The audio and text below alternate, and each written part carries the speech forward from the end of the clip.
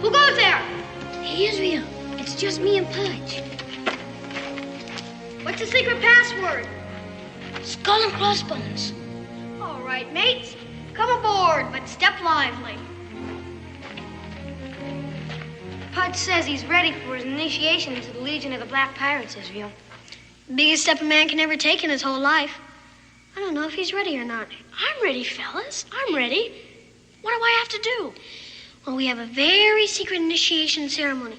All sorts of stuff, like being able to attend midnight meetings, tell whoppers of tall tales, but never break a swear to your fellow black pirate. And being able to catch ticks and goldbugs without squashing them. All kinds of stuff. Gosh. How many people you got in the Black Pirates? So far, just Stinky and me. Of course, we just don't let anybody in it. Let's get going to the Pike House. The Pike House? That old place is haunted. Mr. Pike is the meanest man that ever took a breath of air. And Mrs. Pike is a witch. Part of your initiation. The Pike House? Come on, Pudge. Oh, come on.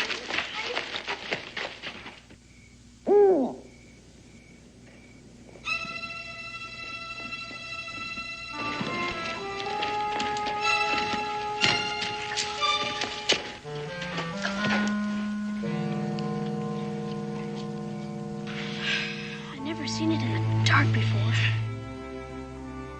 Scary, huh? All right, Pudge, we're gonna start your initiation right now. First thing, you gotta get up to that porch.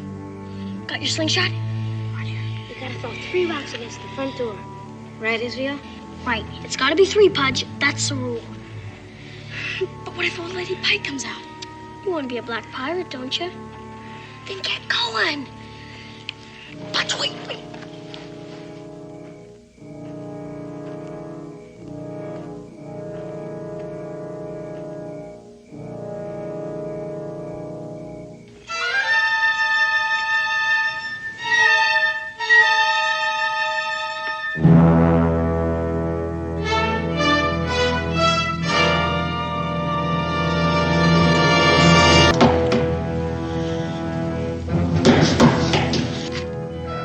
Open up, Zach. I came to see you.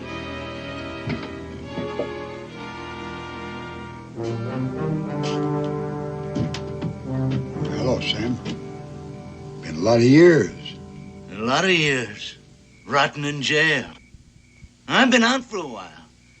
It took me some time to find you, partner. You going to invite me in? Nettie's asleep. I hate to wake her. No, let's not waste time, Zach. I come for what's due me. Fast move, Zach. You just take that pistol out of your belt and put it down on the floor in front of me. Real slow like.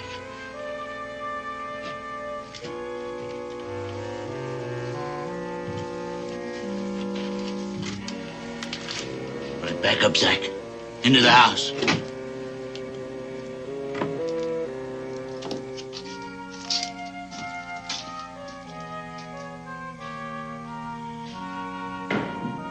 Boy, did you see that? Something mighty big's brewing inside that house. Wish my pa was back from his hunting trip. The Black Pirates can handle this. I think we better get Pudge's initiation over with right now. Gosh, fellas, I don't know. Sure is spooky around here. I tell you, I ain't got it. Did you hear that? Sounds like they're having a brawl. We gotta find out what's happening inside there. Look, fellas, couldn't we have the initiation some other time, huh? My ma's gonna give me an awful whooping if she finds out I'm gone at this hour of the night. I say let's get the initiation over with. I'm for that. What do I have to do? Spy, Pudge. Gotta learn how to spy in order to become a black pirate. Go up to that front window and peep in it. Why do I have to do that? Israel just told you why, stupid. We gotta know what's happening in there. Black pirates are the best spies there is. Well, I don't think it's fair. I bet you guys never looked in the Pikes window. Well, we wouldn't be afraid to. Then I dare you to do it now. I double dare you. I'll do it, if you'll do it first. A black pirate can't run out under there, Israel. Especially a double dare. I know. All right. As long as you guys keep walking. Down here someplace. Don't talk right quick. I'll just kill you both. Find him myself. You didn't come out here to hide and change your name for nothing. After us, too. Me and Nettie. We've been running. Well, you can stop running. Because I'm going to unburden you of that gold. For the last time, Zach. Sam, no! Makes sense, Sam. If you kill me... Nobody saw me come here. Nobody will see me leave. I tell you, I ain't got it. I always knew you for a liar. Fix something to eat. Make sure the cover's good and hot. I want the truth, Zach, or you're gonna be less one head. Take it easy, Sam. It is the truth. British officers. They stole the gold right out from under me. There was nothing I could do about it. That's a good story, Zach. But I don't believe it. We had the gold. You suppose we'd be living like this? Well, you're smart, Zach. Smart enough to do just that. Where's that coffee? In a minute. I'm betting that gold is right here. And when I find it, I'm not only taking my share, but yours too. Well, come on, pour out.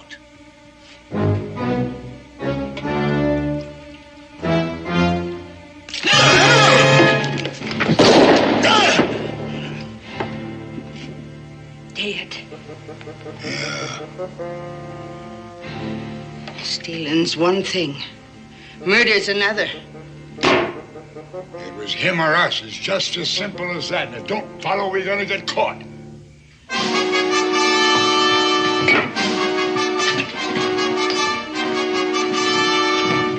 Why doesn't Israel get out of there while the getting's good? I don't know.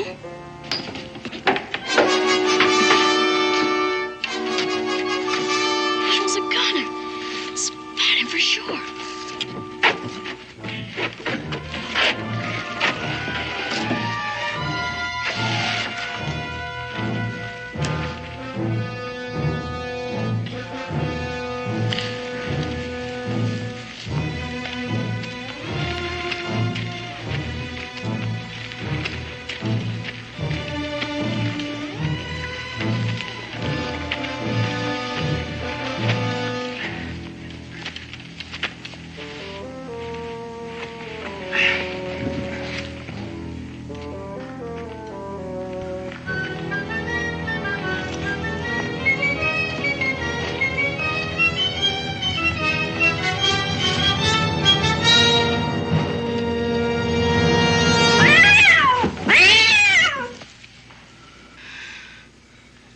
You start digging and I'll take a look.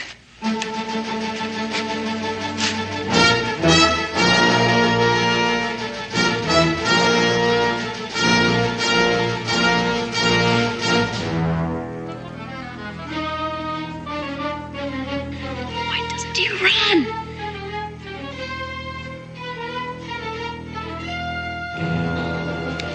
Run, Israel, run!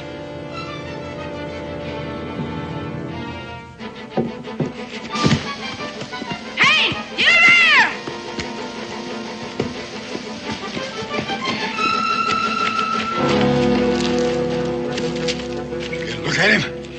No, it's too dark. He was running like a scared rabbit. You think he saw anything? I don't know. Might have been just a chicken thief. I don't like it.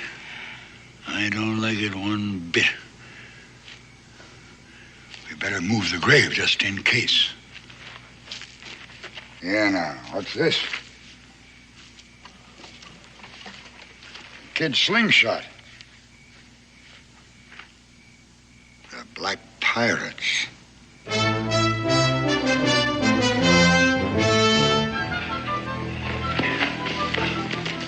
listen, wait. I gotta rest.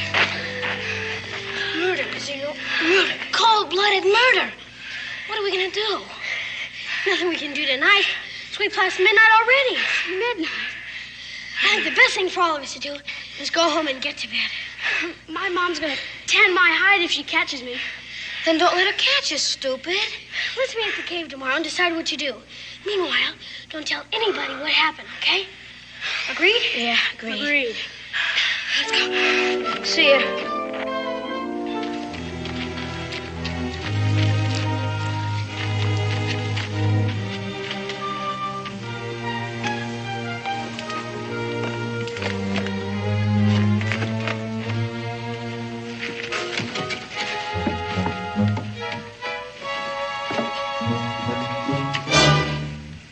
Israel Boone, I've had just about enough of your sneaking out at all hours of the night to play pirate. Now, do you realize what time it is? Yes, ma'am, but Have you been to that cave again? Yes, ma'am. I don't want to hear any of your tall tales. I don't want to hear another word from you, for that matter. And I never, ever want to catch you out again at this hour. Is that understood? Yes, ma'am. And when your father gets home, we're going to have a talk. Do you hear? Yes, ma'am. And right now, you're going to bed. And you better be up bright and early in the morning, ready for your chores if you know what's good for you. Yes, ma'am.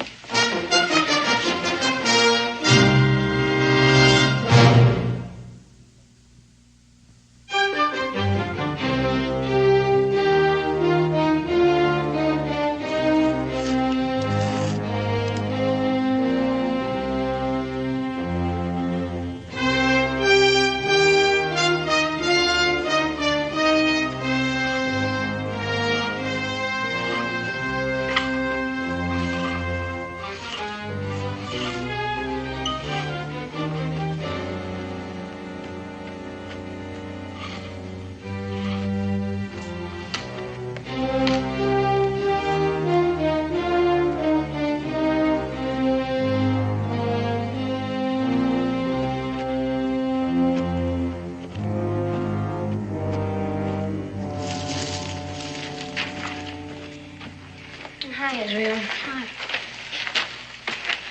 What's the matter? I set the net trap so it would protect the entrance. Anybody that stepped on it, the net would fall on them. Well, that trap's never worked yet. I don't know why you think it's going to work now. Stupid thing. First time it worked. Kind of worked. Damn, look what it caught. Come on out, boys. Come on. Come on, fellas, hurry up. Help me get it back up. Not now. I'm too tired. Me too.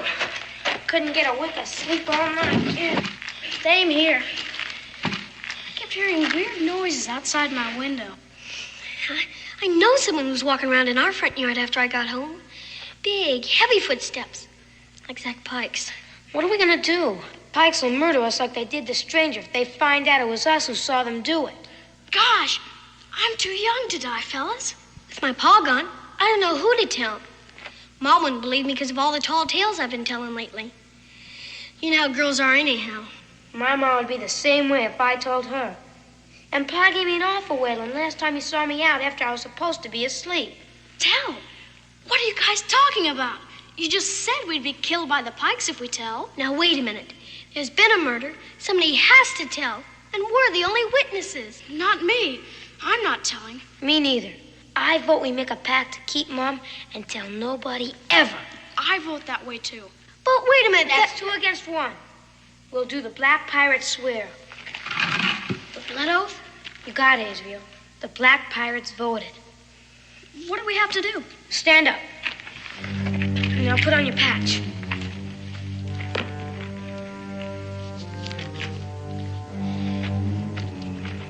Okay. Give me your hand. Are you blood? Mm-hmm. Okay, close your eyes. Put your thumbs together. And repeat after Israel. I, Israel Boone, I, Pudge Farmingham, I, Stinky Brown, do solemnly swear on my honor to stay mum and to keep this sacred blood swear for the rest of my natural life. And if I don't, may I have my tongue cut off with a poisonous sword. May I be boiled in toad oil. And may I dangle by my toes over a snake pit in July. Worse than that, be thrown out of the Black Pirates Club forever and ever. do solemnly swear to do whatever it was you just said, forever and ever. Agreed. Forever and ever.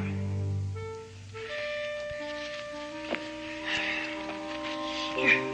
Now we gotta burn this to really seal the oath. I'll go get the brush.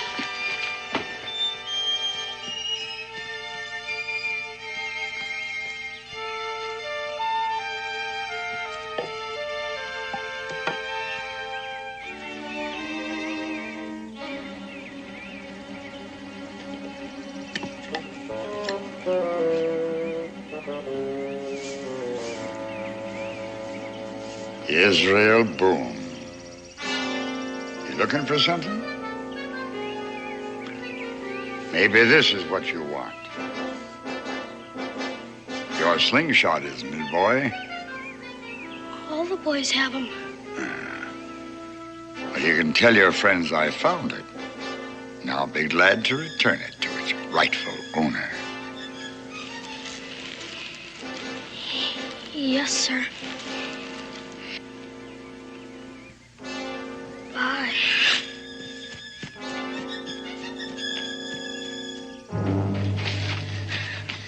Where you been? Is that Pike? He has my slingshot. Your slingshot? You must have dropped it last night over at his house. He knows it was us that saw him. We're as good as dead right now. I don't think so. I think he's just trying to scare us. Well, he's doing a good job of it. What are we gonna do? I think we should go home. Maybe in a few days he'll forget all about us. Yeah. Maybe he won't bother us if we don't bother him. Whatever you do, fellas, don't tell anybody. My pa promised me a new jackknife for my birthday. What's that got to do with it? Well, if I get killed, Pa will probably give the knife to my brother. And I don't think I could stand that. I'm headed home. Me too. Mum's the word. Agreed. Agreed.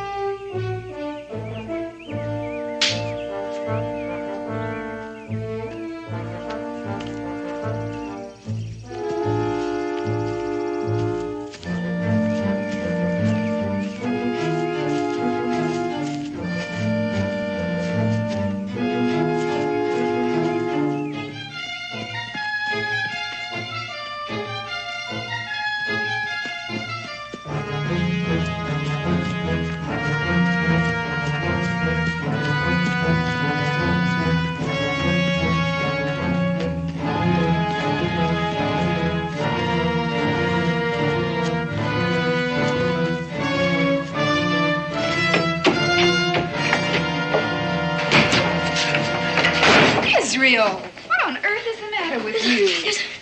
Well? Nothing, Ma. Just playing catch with the boys.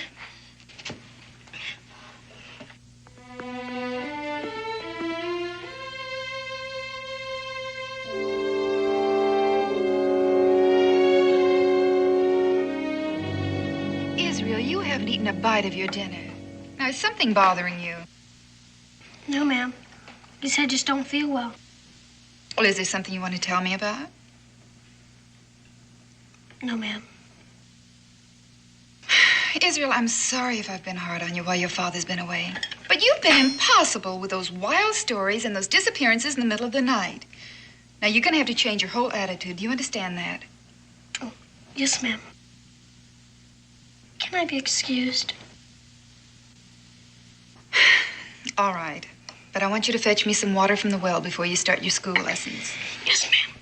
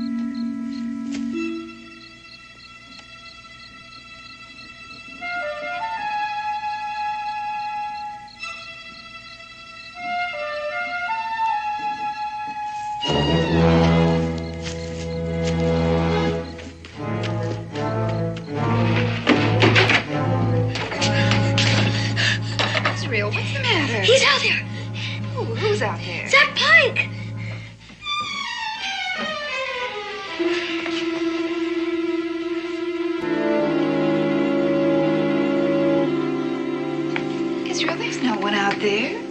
And what would Mr. Pike be doing here? He's after me, because I saw him and Mrs. Pike murder man in their house.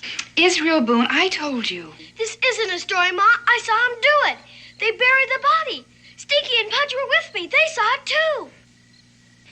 It's true, Ma. I'm sorry to disturb you at this hour, Sarah, but it's very serious. Israel claims that Pudge, Stinky, and he saw Mr. and Mrs. Pike murder a stranger in their house and then bury the body. Homer, get in here. Hello, Mrs. Boone. Homer. Hi, Israel. Mrs. Boone has some questions to ask you, and I want you to tell the truth for a change, or I swear I'll tan your hide so red you won't be able to sit down for a week. Now, Homer, this is very important. Do you know anything at all about a murder in the Pike house?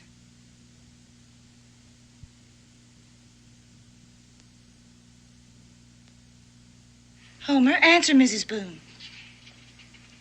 No, ma'am. I don't know nothing about any murder.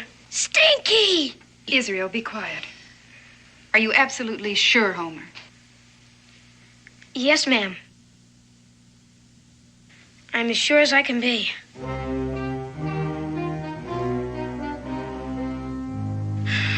Murder? No, ma'am. I don't know anything about it. Besides, Pa would skin me alive if I was ever out that late. That's truth for sure.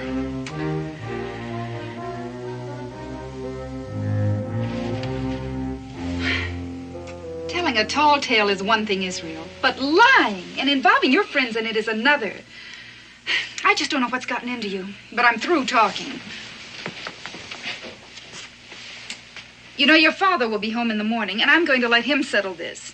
In the meantime, you are not to leave this room for any reason.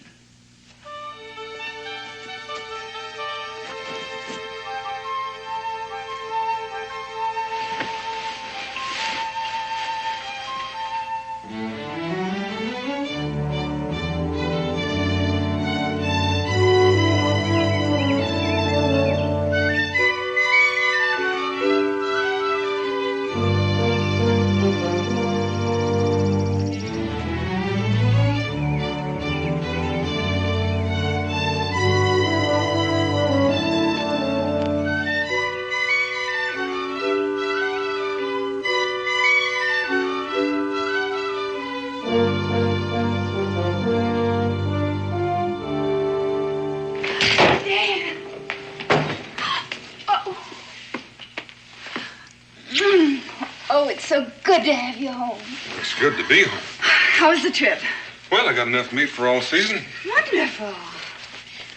Where's Israel? He's in his room. A pretty day like this? Is he sick? No. Dan, that boy has been impossible since you left. Still telling wild stories, only worse than ever. Oh, he'll grow out of it, Becky. It's just a stage he's going through. Now, I agreed with you before, but when innocent people are hurt, I draw the line. He concocted some wild story that Mr. and Mrs. Pike murdered a man in their home, and the story's all over Boonesboro. Has he explained why? He hasn't explained anything. In fact, he keeps insisting that it's really true. That is, until I confronted Homer Brown and Clarence Farmingham, and they both denied it. It's not like Israel to carry make-believe this far. Maybe I'd better have a talk with him.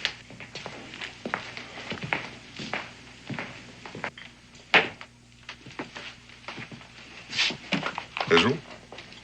Hello? Is that all I'm going to get? Just a hello?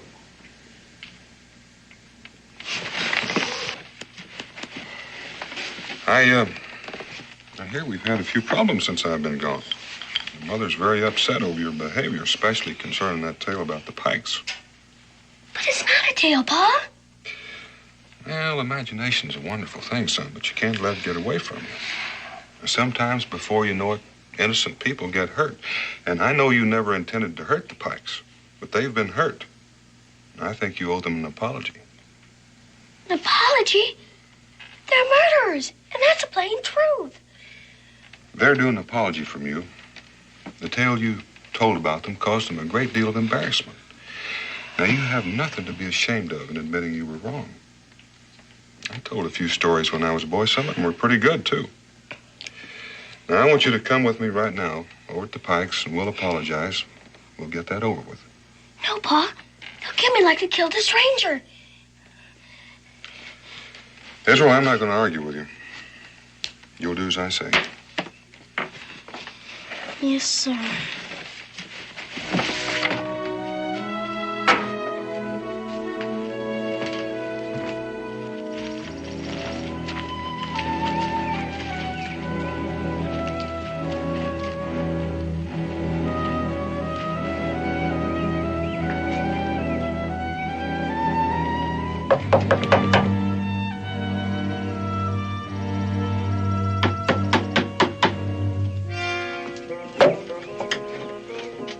Pike, What do you want? can I talk with you and Mr. Pike for a minute? Zach's not here. Well, then may I step in for a moment and talk with you?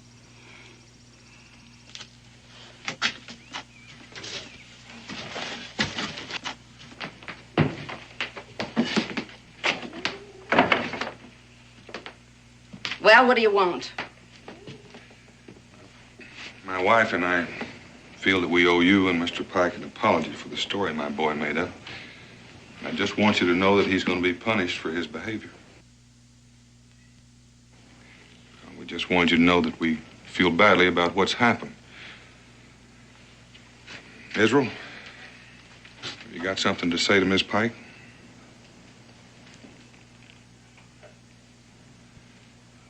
Israel? I'm not going to apologize. Leave him be. I wouldn't accept an apology from the little brat anyway. Him and the mother brats that come by to throw stones at my windows and to point their fingers and giggle and laugh like we were some kind of freaks. Well, you'd better keep him away from here from now on, or he'll really be sorry. Israel! Don't be the one that saw it. You're a witch in your mirror. Israel! I'm sorry, Miss Pike.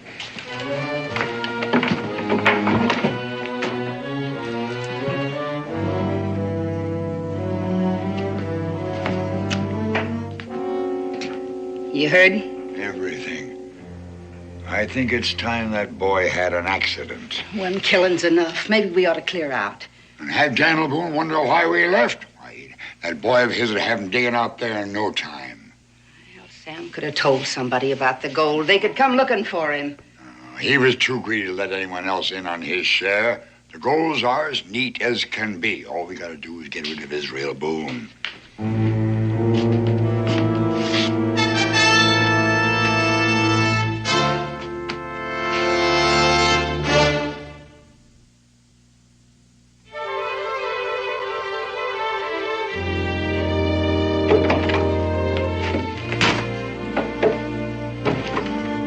Where's this one? He came running through here a while ago and went straight to his room. I tried to talk to him, but he wouldn't even answer me. Well, he was rude to Mrs. Pike, and when I asked him to apologize, he refused to do it. Dan, I feel very strongly about this. Now, you've got to do something more than just talk to the boy. Something has to be done to snap him out of it.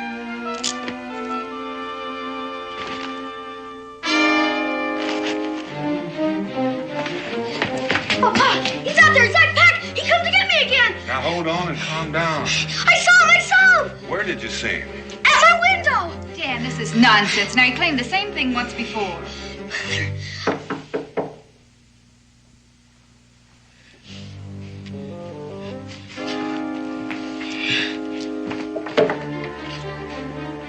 Howdy there, Mr. Boone. Come in, Mr. Pike. Thank you. I don't want to take much of your time. Hello, Mrs. Boone. Israel. I just wanted to stop by and thank you and Mrs. Boone for your courtesy. We were pretty upset by that story your boy started, but it's nice to know you cared enough about it to apologize like you did. Only, I wish you wouldn't be too hard on him. We know he didn't mean no harm. Israel, why don't you come over here and shake hands with Mr. Pike, and let's settle this thing here and now.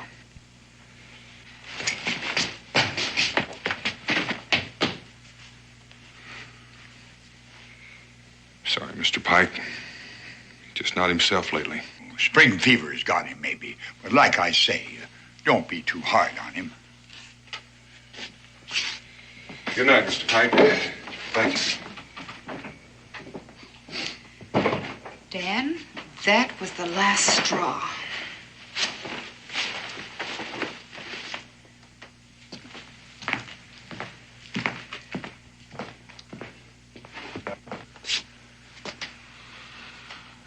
Israel, we've carried this just about as far as we're going to. You've hurt people, and it's time you grew up and admitted your mistake. But everything I said was the truth, Pa. The boys don't back up your story, son. Now, you and your friends have tormented and played pranks on the Pikes ever since they've come to Boonesboro. But she looks like a witch. I want you just to lay there and think a while about all the bad things you and your friends have done to the Pikes, things you should be ashamed of. I want you to think about the cruel things you've done to poor people less fortunate than you. And when you're ready to act like a man, then you and I'll have a talk, man to man.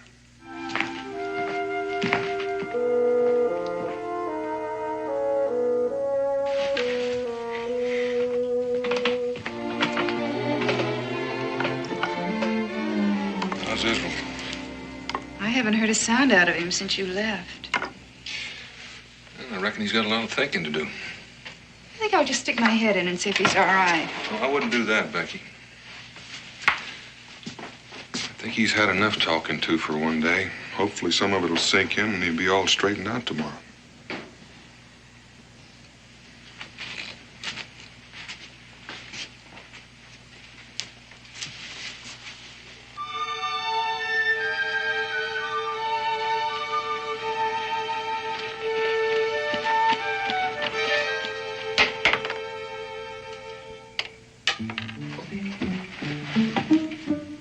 Stinky! Stinky! What in tarnation are you doing here? Nobody believed me. I ran away. Gosh. I'm sorry I didn't tell your mother about the murder. But I didn't know you'd break the swear. We all swore not to tell anybody. I know that, but I had to tell. It's not your fault. I was the one who broke the swear, and the Black Pirate law says I'm the one who has to take the consequences. I'm gonna fix all that right now. I'm headed for the Pike house. You crazy or something? I have to find the stranger's grave. It's the only way I can prove to people that I was telling the truth. Well, do you need any help? I don't want you to get in any more trouble than you're already in. Black pirates are supposed to stick together.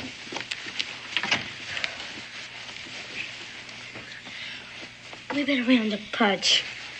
We'll be right there. Hurry up!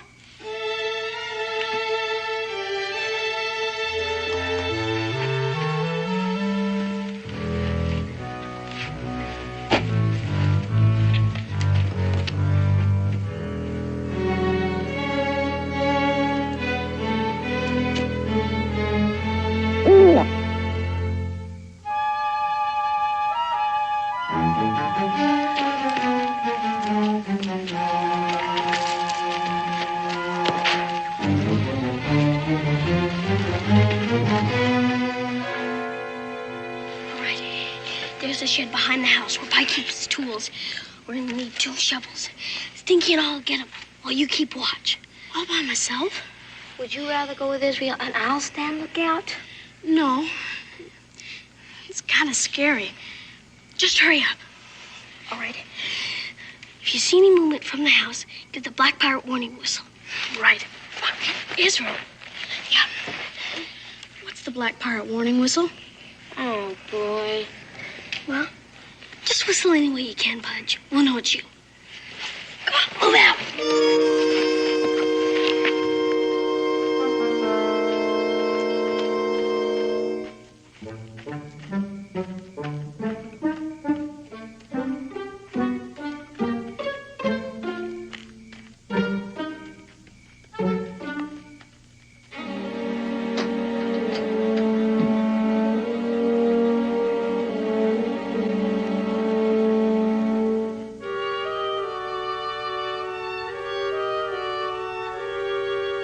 That's what we need.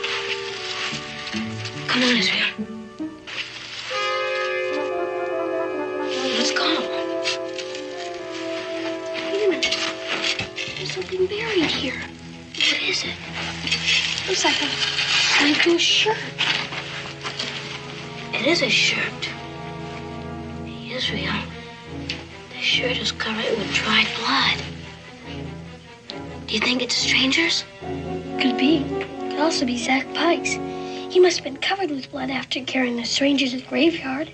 Yeah. And I bet he buried his clothes here so nobody could ever find the bloodstains on him.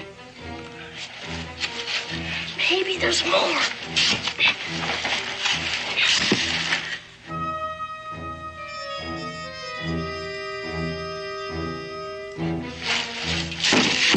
What's that?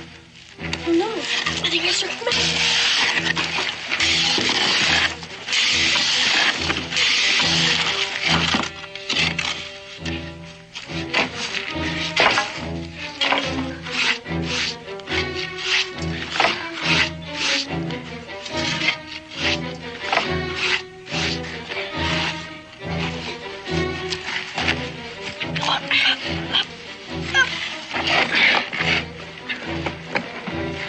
It's locked.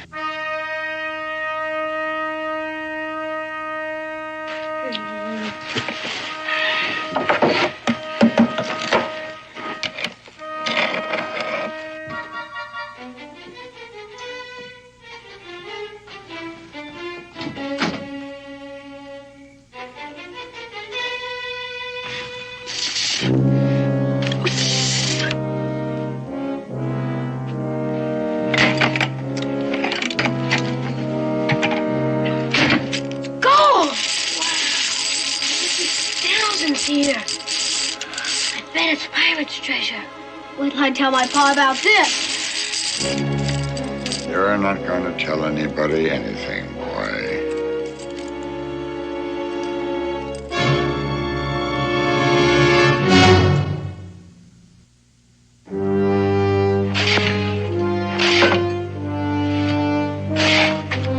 You sure you cover up that box good?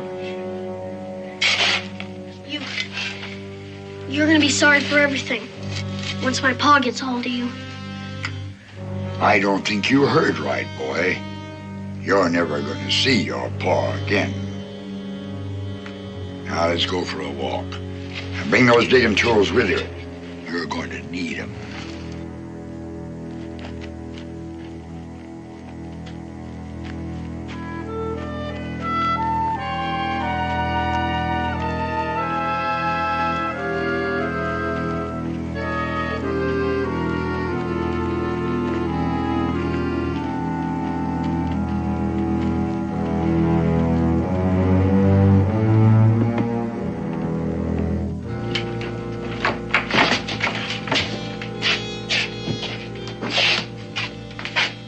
This is what the noise was. They found the gold in the shed. Well, that's the Boone boy, all right, but who's that other one? What's your name, boy? My name is Brown. Homer Brown, ma'am. Don't ma'am me, brat. Politeness ain't gonna get you nowhere. Let's stop talking and get it over with. I want to put them on the far side of the yard. I need you to hold a candle. Move!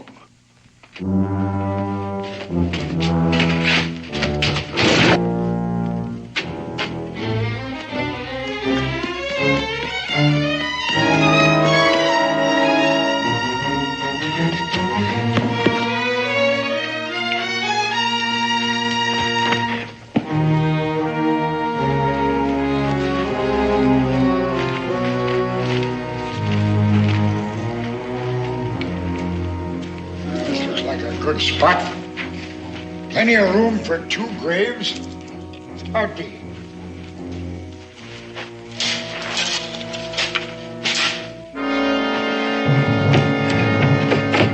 Pa! Pa! Dan! Yeah, who is it? Birmingham! Come in. Dan, Israel was right. The Pikes did kill someone. Israel and Homer are over at the Pikes' house now.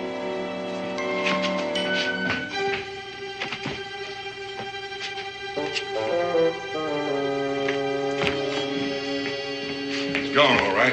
Dan, I'll never forgive myself if anything's happened to Israel. We just wanted to find the grave so somebody'd believe us. Mr. Pikes got a rifle. He caught him in the tool shed. Becky, keep the boy here. Come on.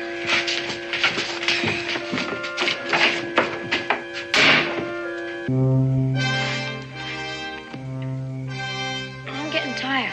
Dig. You haven't got much digging to go. Keep at it. Then you can have a long, long rest. Can we have some more light over here? Just keep digging. Give him some more light.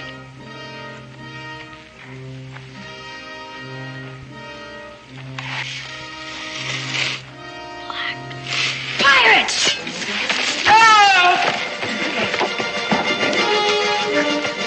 Get inside and start packing.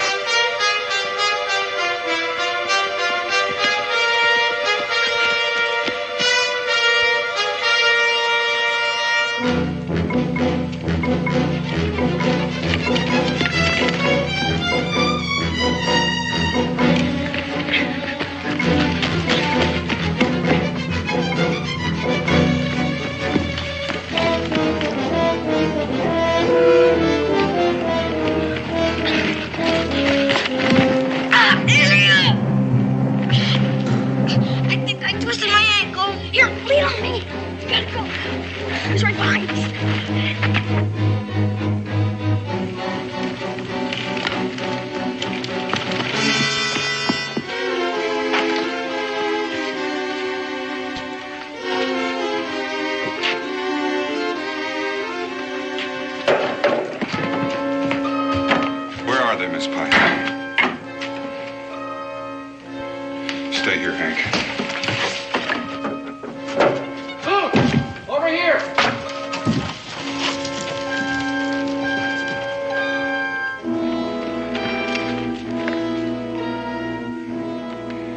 They were digging their own graves.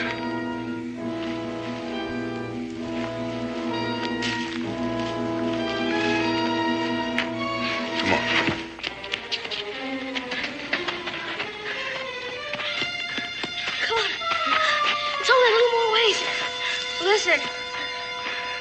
Come on!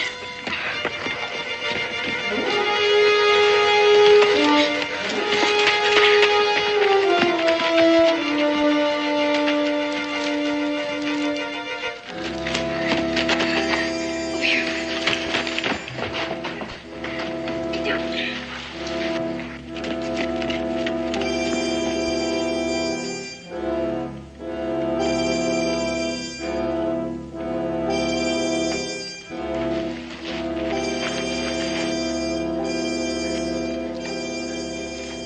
I know you're here. You won't get away this time. You might as well come out. I'll find you anyway.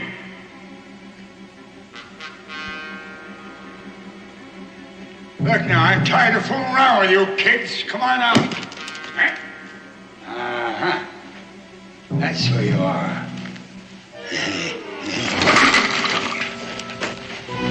Wow, then it worked! Sail again! Yahoo!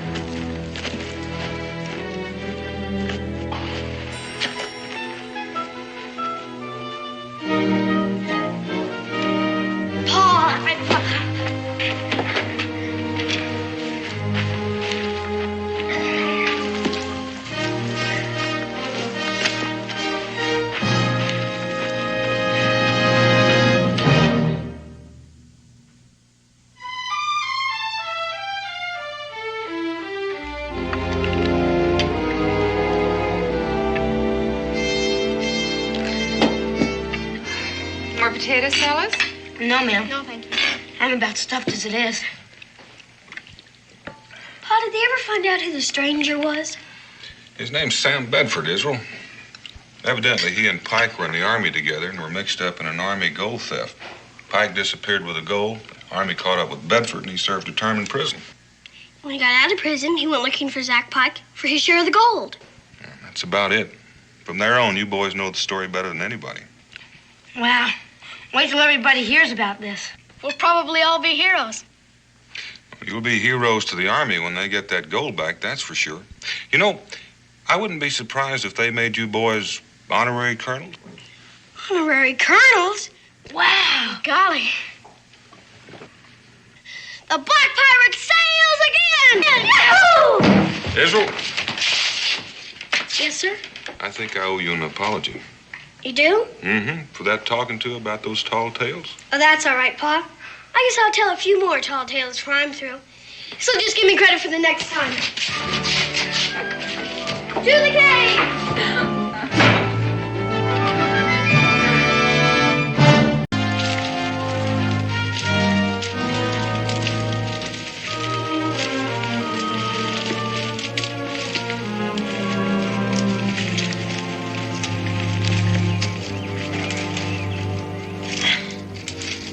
It being so difficult last year. Well, it has been a year, and there's just a lot more growth. Maybe you're a little out of practice. Well, I don't recall it being so easy for you either. Well, I wasn't aware that you were talking about me. Hey, Donald! Donald, there's a regular trail up there. Are you sure, Jeremiah? Well, I'm not lying. There's a regular trail up there. Help.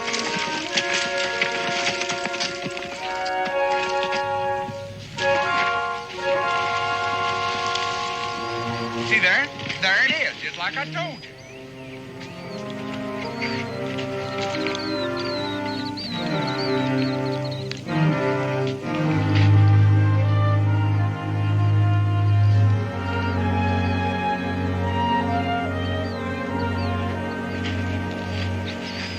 Straight through Tuscarora country. Fresh tracks. I've never heard of Tuscarora using wagons before. Doubt that they do. Well, the most important thing is that them tracks are going the same way we're going. Come on, mule. If you don't mind, Jeremiah, the mules could use a bit of rest and refreshment. Well, I'll look around and see if there's any game to be had. You do that, Jeremiah.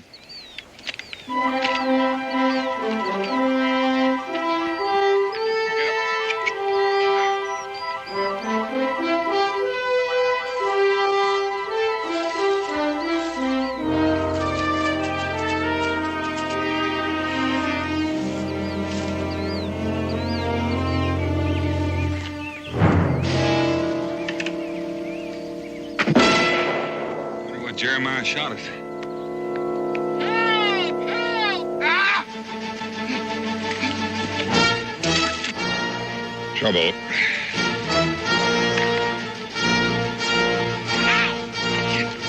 Get it!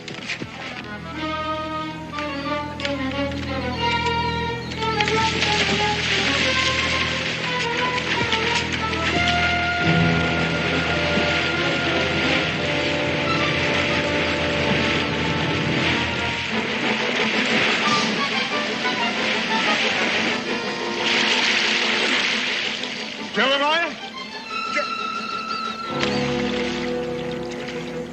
Well? Well, I was aiming a rabbit, and I don't think I hit him. And hit a beehive. My beehive. And my bees. Now come out of that water with your hands up.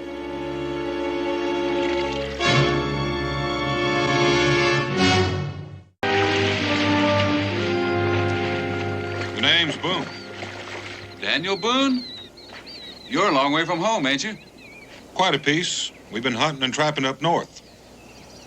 I don't see any furs. Well, your bees ran our mules off. It's all the same to you. We'll go after him and we'll be on our way. What are you doing with an Indian? I don't think it's any of your business, but he happens to be a friend of mine. How do I know you're who you say you are? Well, now that's a risk you're going to have to take, mister, unless you want to fire that musket. Mr. Boone, if you got a little time, I'd like to talk to you. We'll find the mules, Daniel.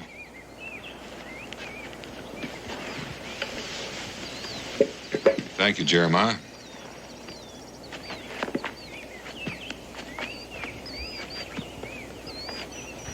You aiming to travel through Tuscarora country? As far as I know, I'm standing on Tuscarora country right now. You're standing on land that belongs to me, Joseph Garth. You bought it from him.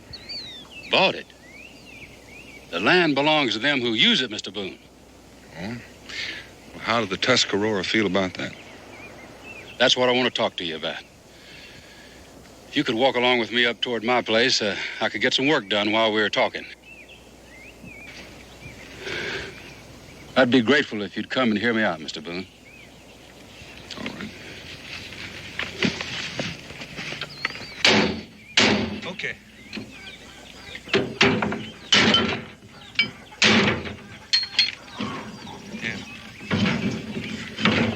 John? Let's get this thing on the way. Okay. Easy.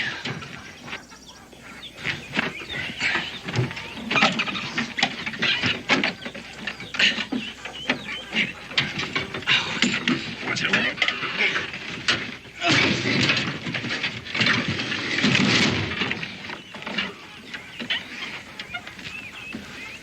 Thank you.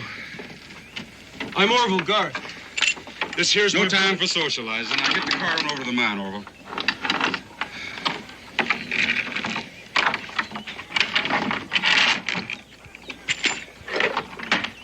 What kind of mine are you working, Mr. Garth? Give me a hand here with this door, Mr. Boone. Coal mine. Ought to be working it now. One of them thieving Indians broke in here last night and stole some of my tools. Not that they got any use for them. Not a one of them ever did an honest day's labor in his life. They're just bedeviling me. Don't know why the good Lord made such miserable creatures anyhow. I thought there was something you wanted to talk to me about. I am talking about it. Tuscarora. Not only thieving my tools, they're driving my stock off, wrecking my fences. That all? I figure you're lucky to still be wearing your scalp.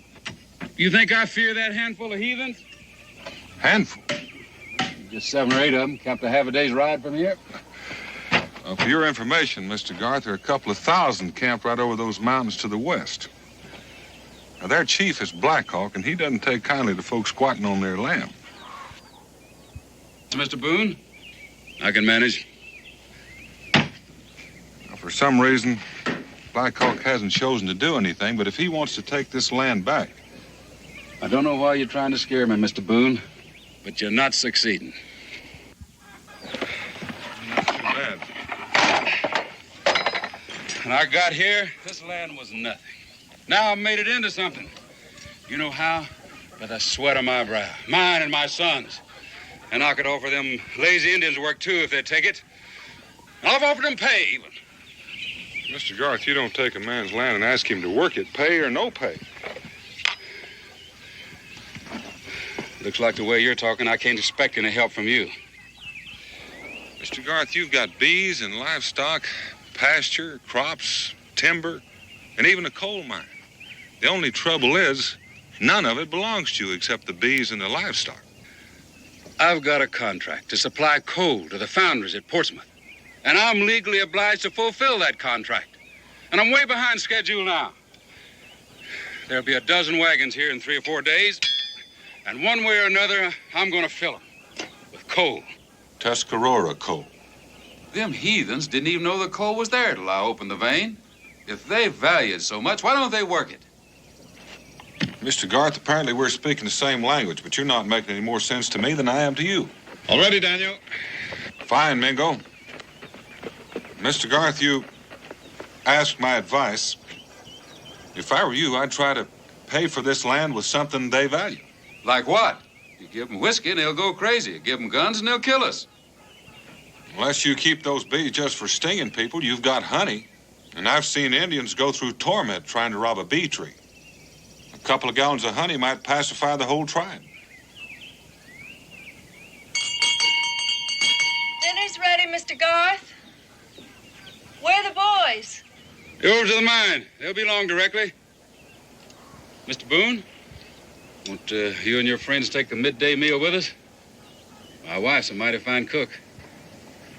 Then go. Well, you know me, Daniel. I'd eat anyone's cooking rather than my own. Daniel, my backbone and my belt buckle are getting awful well acquainted. Well, Mr. Garth, we'd be pleased, sir. Well, you can put your mules over there in the corral. Come on, Mr. Boone, we can wash up on the porch.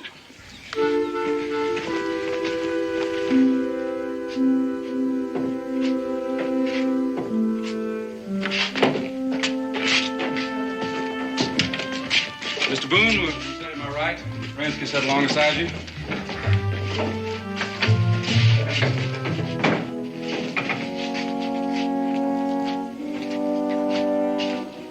Add strength for your labors.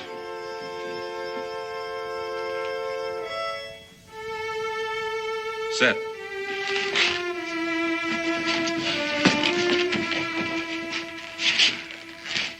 You hang the chairs on the wall as a matter of neatness there, Mr. Garth? Neatness? No, we hang them there to prevent idleness.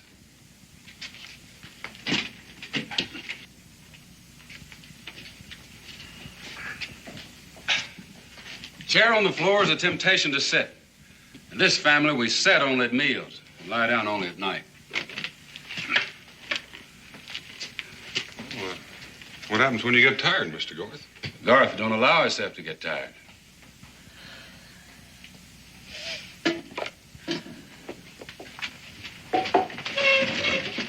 Oh, Mr. Boone, the days ain't long enough for the work that needs to be done. I imagine you've worked hard all your life, Mr. Garth. Yeah, I started to work in the coal mines when I was 13. For 12 years, I went down into the bowels of the earth every day before sunup. Didn't come out again till after dark. But the good Lord has guided me to this new country, and I mean to see to it that my family never knows the kind of poverty I did. Well, as hard as you and your sons work, it would seem to me you would do well on any piece of land.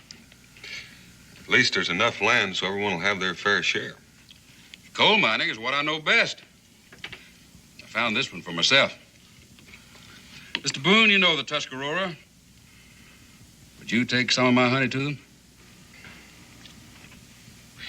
Mr. Garth, I don't guarantee a gift of honey would settle things, but it might go a long way to changing their attitude toward you. And you will take the honey to them? If you mean to make a friendly gesture, it might be well if you took it yourself. That's right. Otherwise, they might consider it a sign of fear or disrespect. They're proud people. You sure they'll take it from me? Well, they would welcome honey from the devil himself. No comparison intended, Mr. Garth.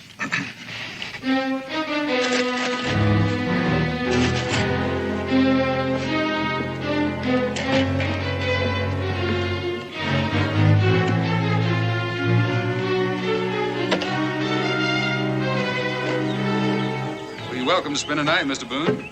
Oh, thank you, Mr. Garth. I think we'll make quite a bit of time before night's due. Shovels for digging, not for holding you up. Now, you heard what Mr. Boone said. There's still plenty of time till dark. And time's not for wasting. Safe journey, Mr. Boone. Good luck, Mr. Garth.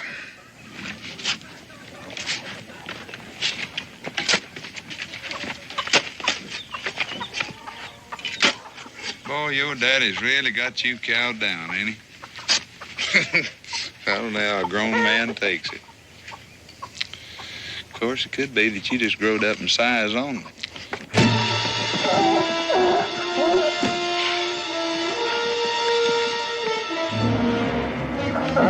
Let him go. Let him go.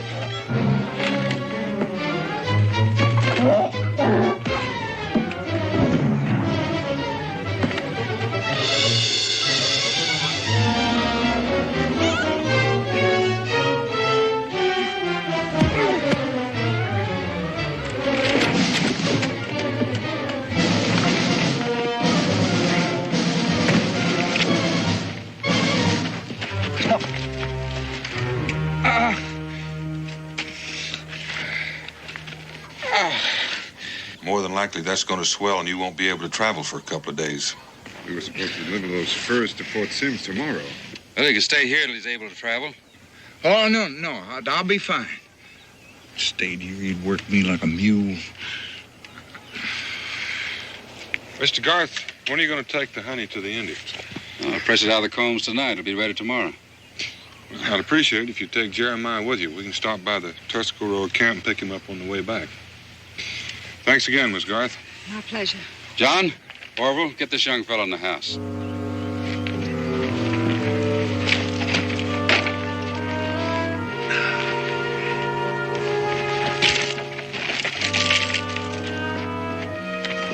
You patch up that fence. You broke it.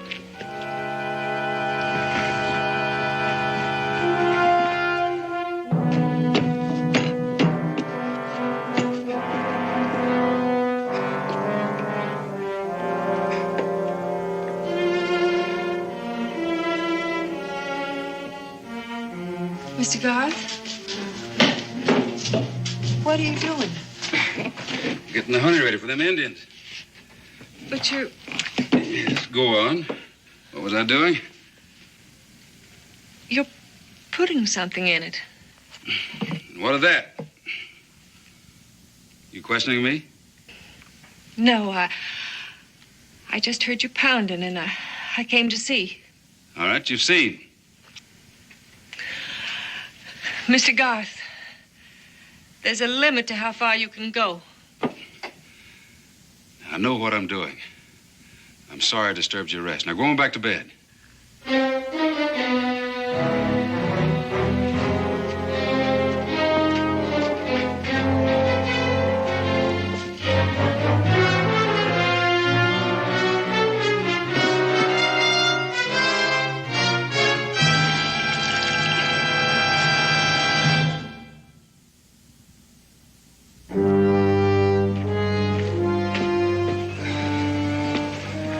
5 or 6 hours to the Tuscarora camp. Should be there just before dark.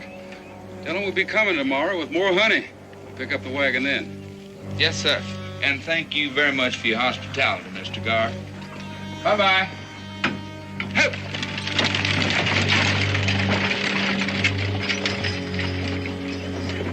You know, maybe it's best, Pa, making friends with the Tuscarora, paying them something for their land we're using, if we have to. Did I hear you say their land? Pa, I meant we are paying them something. The honey. Yeah, we're paying them in the only way they'll understand. Now go get your rifle. Rifles? Ain't we working today, Pa? Has there ever been a day you remember when we didn't work? Now go get your rifle. Yes, Pa. You too, Orville.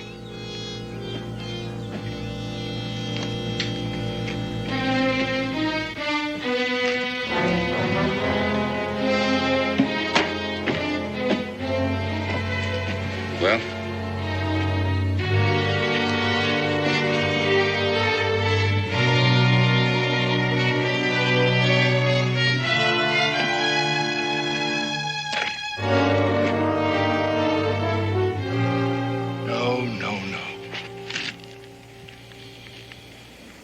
No. You cannot be friend to Tuscarora and Joseph Garth. Yellowknife, I'm neither friend nor enemy to Joseph Garth. We never saw the man before yesterday. But you know that he plows Tuscarora land, that he cuts down Tuscarora trees, that he digs the flaming rocks from our hillside. I have come with only a few braves so that I might drive Garth from our land without bloodshed. Killing only brings more killing. Thus have I counseled my brother Blackhawk, but Garth will not listen to my warnings, and Blackhawk grows impatient. Soon he will come with a great war party, and the Garths will all die. Hi, down, Mingo. Jeremiah, where's Garth? He said he'd be in tomorrow, down. Where's the honey? Well, I got some here. He said he'd bring some more tomorrow. Yellowknife, Garth has sent a peace offering. He feels that the flaming rocks are of no use to the Tuscarora, but they are to him. He seeks peace, and the honey is proof of his good faith.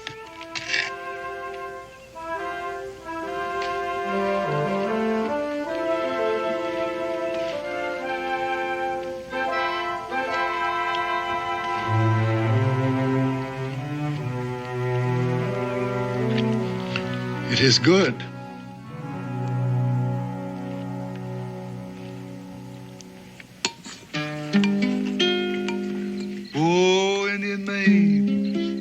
Indian maid.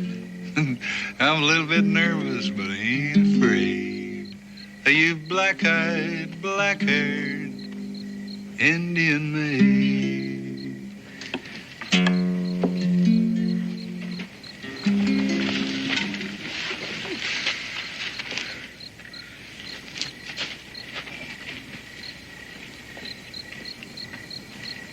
Well, looks like Jeremiah's feeling better. Uh-huh. Well, I was just calling Mingo's attention to old Jeremiah there, grinning like a possum eating turnip greens. Just a caution. She's Yellowknife's daughter. Oh, yeah. But she is pretty. You know what? I finished this eating. I'm just liable to take her for a little walk in the woods. Mm-hmm. Oh, I'd think that over once or twice if I were you, Jeremiah. Well, she's grinning back. That's right. But that means that she's looking for husband. You see, when a Tuscarora woman returns a man's smile, that's like publicly announcing their betrothal. But what? That's promise, Jeremiah. You take her for that little stroll and you'll wind up the evening a married man. That'd be a nice way to wind up this feast, wouldn't it, Mingo? The corn is ready. Bring the honey. It looks like the dessert's about ready.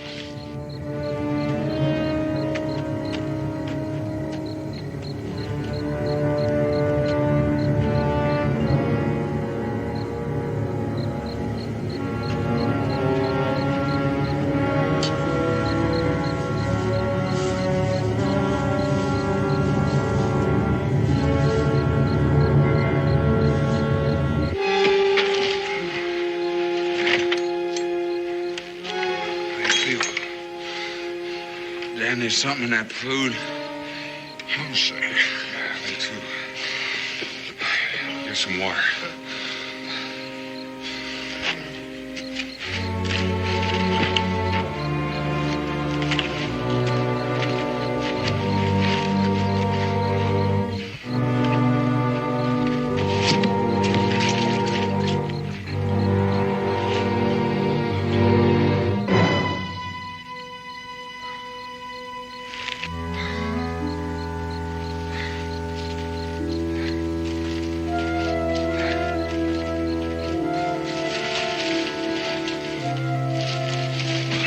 Get him in a wagon. Boone, isn't that Boone's friend? He's an Indian, therefore a heathen. Now load him up. Wait a minute. Pa, what you're doing is wrong. Powerful wrong. You just do as you're told. Them Indians kept us from doing our work. Now they're going to make up for it. Pa, what if the rest of the Tuscaroras Are you find out? defying me, boy? Pa, I don't... And Indians don't care what we do, or we'd have heard from them before now. Boone's just trying to buffalo us. I'm not going to tell you a second time. Load them in a wagon. Now, come on, help me hitch up them horses.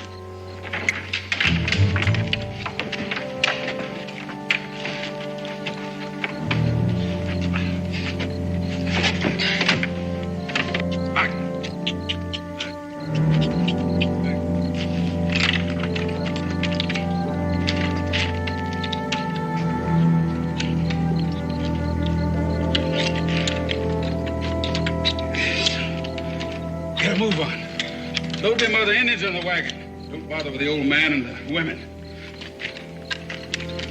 What about Mr. Boone and his friend, Pa? Gonna take them too? No.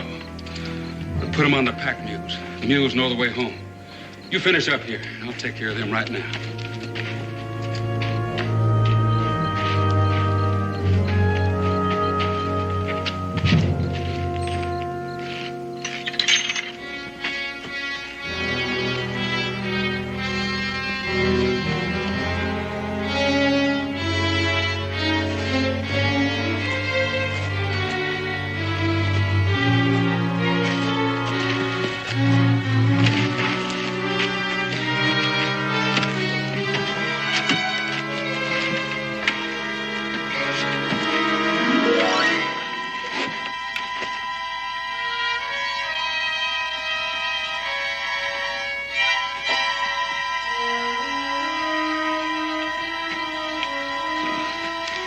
That ought to hold them till they come around. Ha! Get out of here. Come on.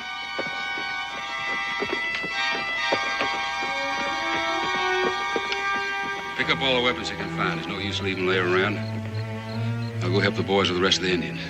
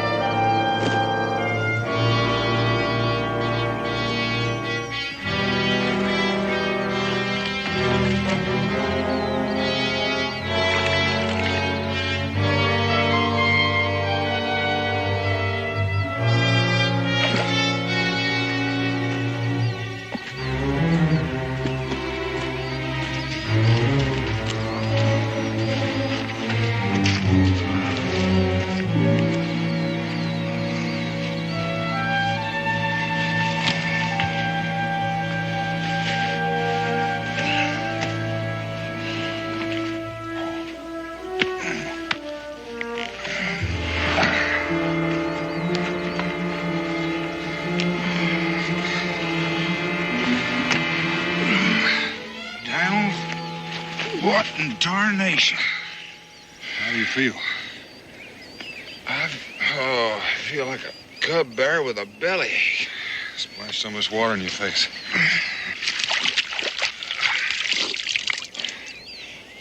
How'd we get here? Mules brought us. Well, what happened, Dan? I don't know. I just woke up a few minutes ago myself. You must have been out here all night. Well, I don't recall getting on that mule. You didn't. Somebody put you on him. Yellowknife? Well, last I remember, he was as bad off as we were. We were drugged. It could only have been one thing. The honey.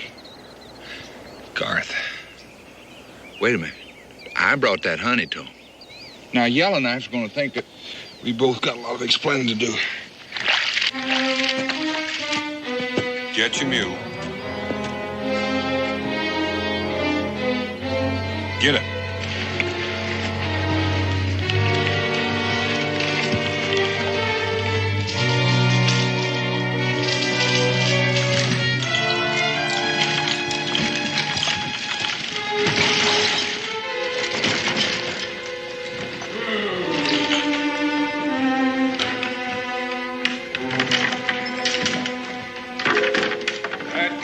Wagon. Line up right over there. Don't make a wrong move or we'll see whether heathens bleed or not. Remarkable honey your bees make, Mr. Garth. Did you use nightshade or hellebore? Get over there with the others. First off, just remember, I could have killed every one of you if I was a mind to. That's what you was fixing to do to us. Now I'm going to return good for evil. Get them some tools, boys.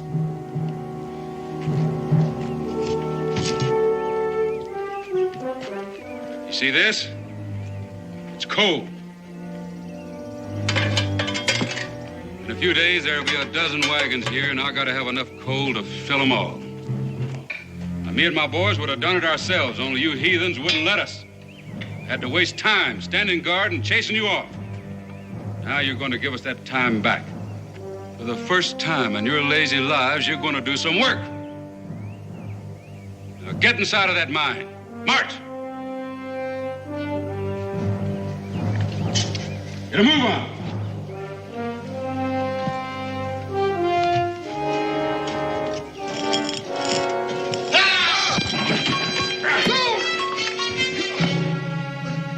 John, tie that savage to that tree.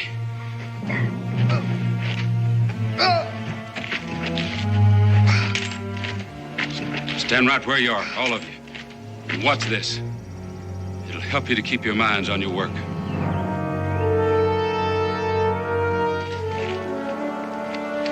Keep them covered, style.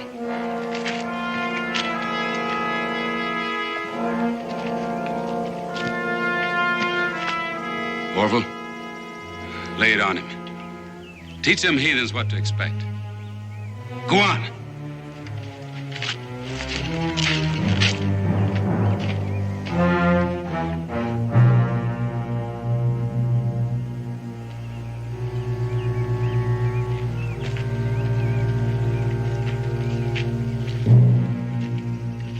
can't we just tie him up? I said lay it on. It's the way I made a man out of you. We'll make a man out of him.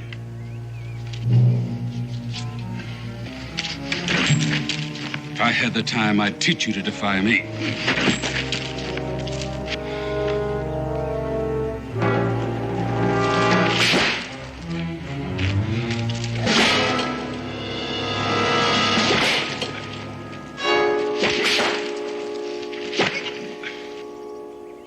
I no longer believe you, Boone. Now, Yellowknife, would I come back here if I were lying? There was a time when Daniel Boone's word meant much to the Tuscarora. Well, now, that's more important to me than Garth's coat. How can you bring back my braves? What if Garth has killed them? I think if Garth was going to do any killing, he would have done it here. Now, he has something else in mind. And remember, he took Mingo along with your braves. You have until dawn tomorrow. If you have not returned with my braves, I shall send my daughter for Black Hawk, and you will all die.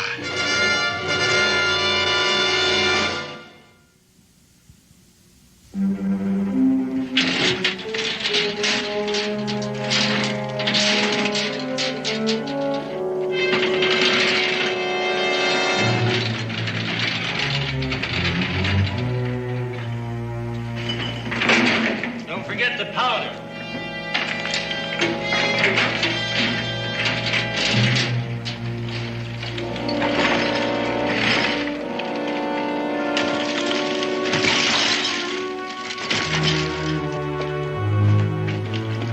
Mrs. Garth? Sorry, I didn't mean to startle you, but I would like to talk with your husband. He's at the mine working. I have work to do myself. The Indians didn't much care for the honey that was sent to them. Come in, Mr. Boone.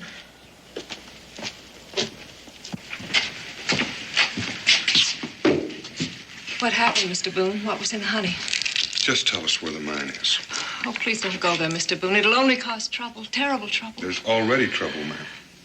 Mr. Boone, I know my husband's a hard man, but whatever he's done, I'm sure he doesn't have blood on his hands. Somebody's coming down. It'd be Orville coming for their supper. Mr. Boone, my boys don't mean any harm. Just don't tell him we're here. I heard you coming. Thanks, Mom. Orville, what's going on up there at the mine? There's a lot of work to be done, Mom. We'll most likely be real late. Pa's waiting.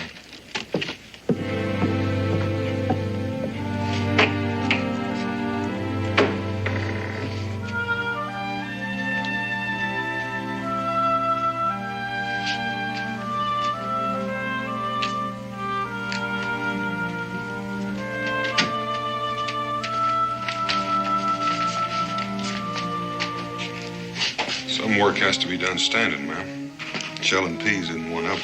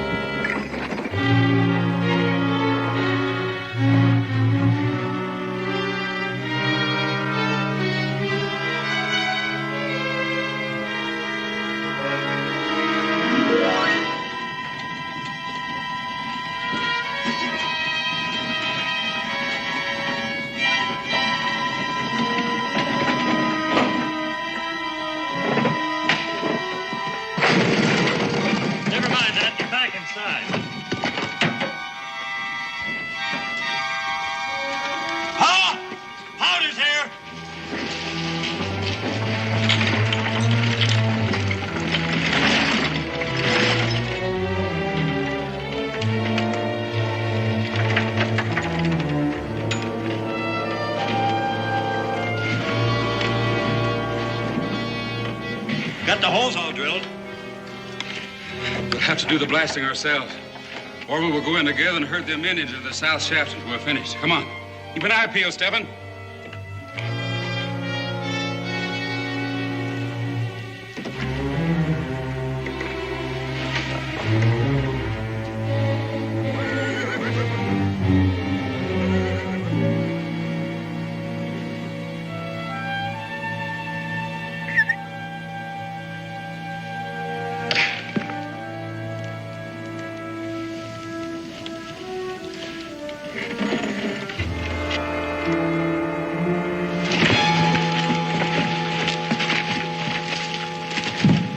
Keep him quiet.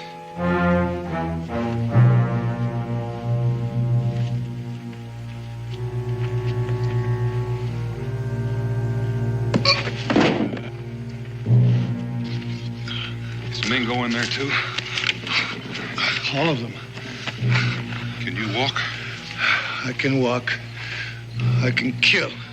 No killing. You go back to Yellowknife and tell him we'll free the rest. I will stay and help you. Your back needs tending to. You go on back. If you fail, I will come back. And I will not fail.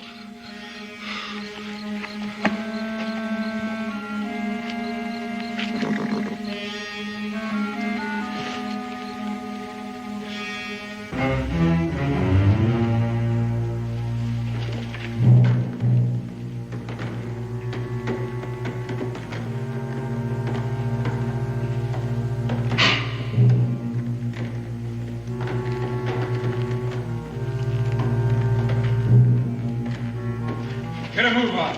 Move, you stubborn critters. Get back. You're gonna learn how to work. Get in that shaft. Stay in there till the blasting's over. Or you're liable to get buried. I'm gonna free enough coal to keep you busy 2 or 3 days. John, stand guard while Orville and I set the charge. Come on, move!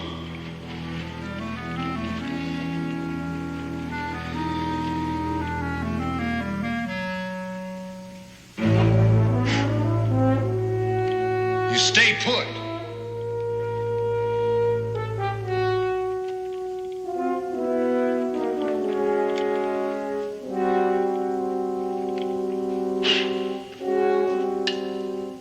Pa, there's some sort of draft in here. It's blowing out the candles. Well, light him again.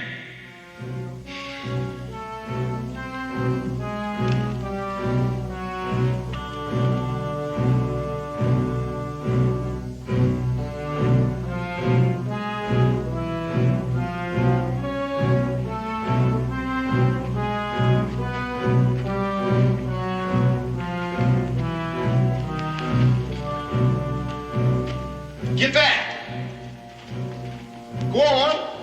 Don't tamp it too tight. It needs air for a clean explosion.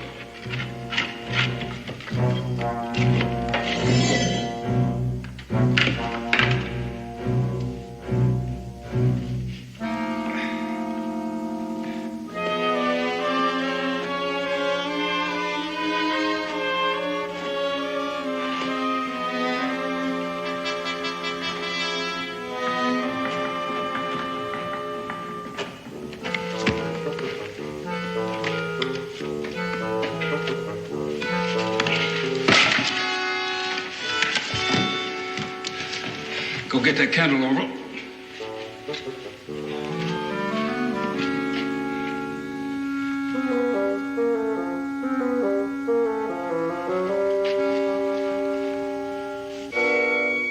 I wouldn't light that fuse just yet, Garth.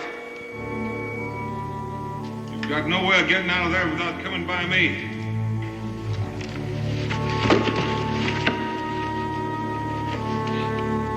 Boone! Is that you?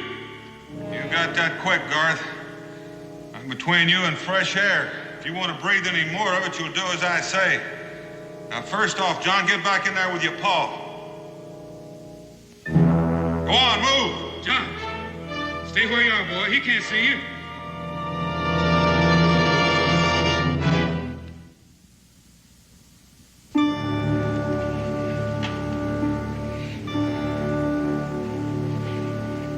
Garth, By this time tomorrow, a Tuscarora war party will be on its way. Let those men go and maybe I can stop that war party. You're bluffing, Boone! Blast that lazy brother of yours. I told him to keep an eye peeled. Boone must have caught him napping. Unless Yellowknife gets his braves back by morning, there's going to be a lot of useless killing. Boone, you can only fire once. There's 3 of us. That's right, Garth. Which one of you am I going to kill? John, move in on him, boy. He can't see in the dark. Don't you listen, John. I've shot a turkey right between the eyes on a moonless night. You're doing your paw's work. Don't do his dying for him. Pa? Boone, listen to me. I'm not about to let them heathens go. If you don't get out of here, I'm going to start executing them, one at a time. Garth, for the God-fearing man you claim to be, you stole, lied, and turned men into slaves. Now you're willing to turn murderer. John, Orville, take a look at your pa, and then take a look at yourselves. Not one of the 3 of you is married, looking after yourself, or standing on your own 2 feet. He's turned you into slaves, too. I'm giving you 10 seconds to get out of here, Boone. John, kill one of them Indians. Show him we mean it. Don't listen to him, John. You can only get one of us, boy. He's right, Pa.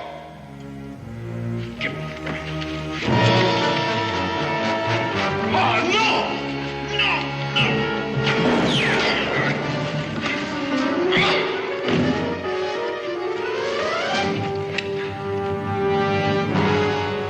I won't miss next time, Boone.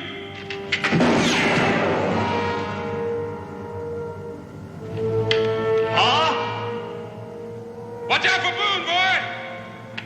He don't have a gun, Pa. Give me that gun, boy. I'll take care of Boone right now.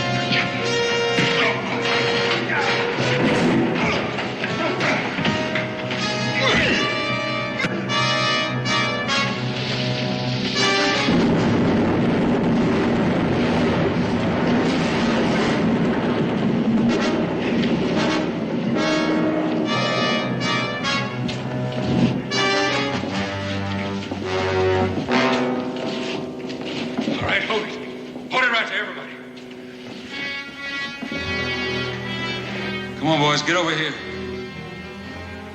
Boone, you know what's good for you. Tell them Indians come back. I reckon those braves are halfway back to their camp by now. There's coal to be mined. There'll be wagons coming. There'll be no more coal mined here, Garth. You grab my rifle, boy. You need teaching. You let go, you'll be next. No! No, Pa! There'll be no more whippings! Stephen, these boys are aching for a lesson. Fetch me my whip.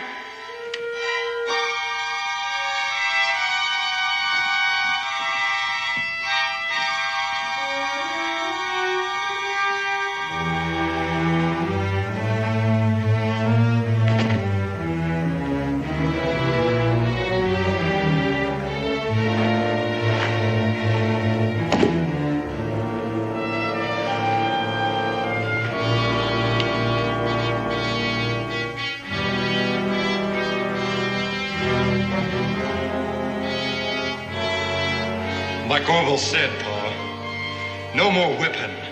If you value your family, Mr. Garth, you'll get them off this land as quickly as you can. Any chance you had to settle with the Tuscarora is gone. By sending those braves back, you bought some time. But Not much.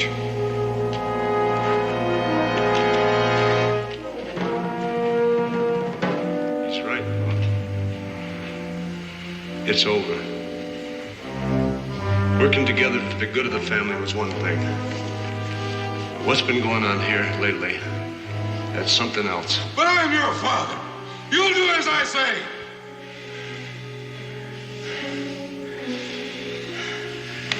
It's over.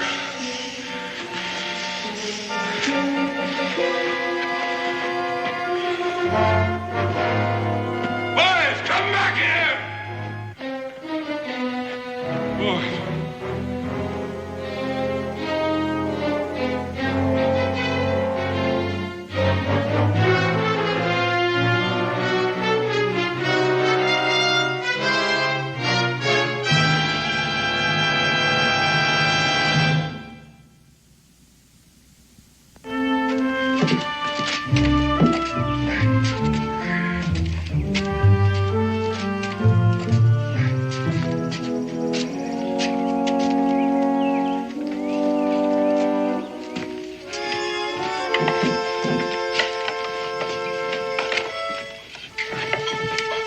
Still can't understand.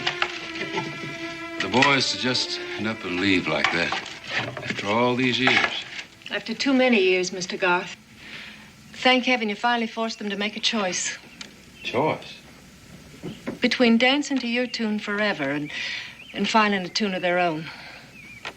Maybe that's what turned you into such an angry man, the fact that they'd never stand up to you. Guess I never thought of it that way, Miss Garth. I always hoped the boys would find the strength to be their own men. Well, what's going to happen now? Well, we could homestead some land if you're of a mind to. Just the two of us. Like I was before Orville came. Start all over again. Find some new land.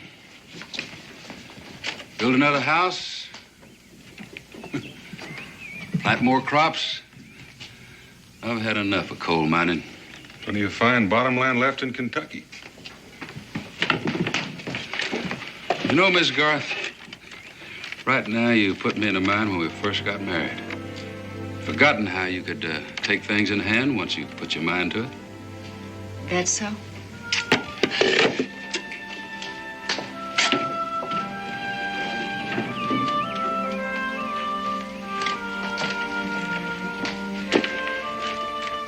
In that case, Mr. Garth, set a spell.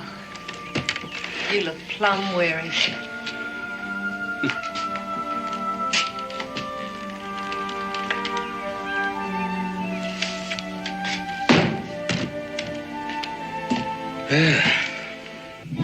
Thank you, Miss Garth.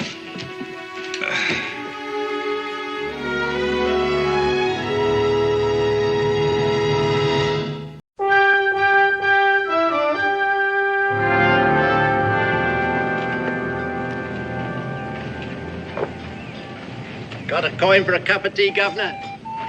Oh, God bless you, Governor. Thank you. Got a coin for a cup of tea, Governor? Got a coin for a cup of tea? Oh, what about this then, eh? Oh, blimey, look at that. Oh.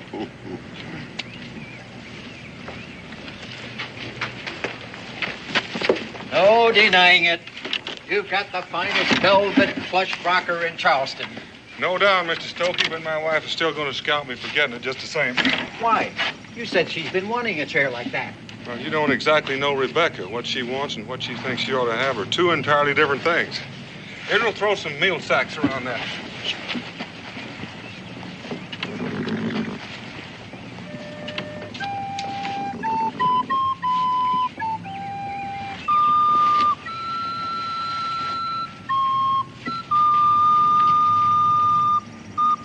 Where'd you get it? Made it. Would you let me blow it once?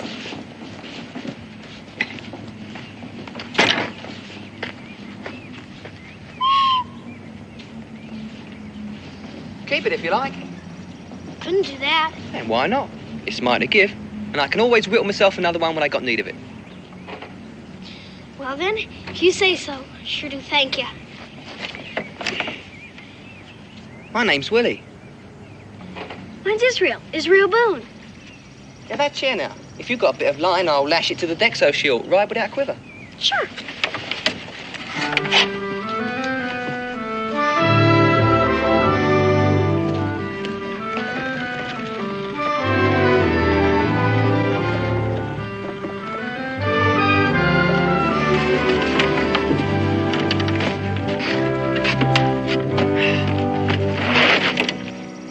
What's the matter? You sick or something?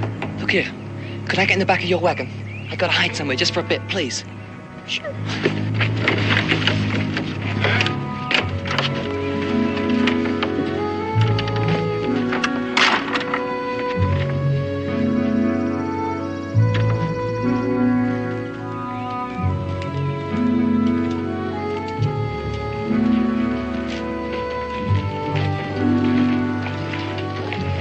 Put another one there.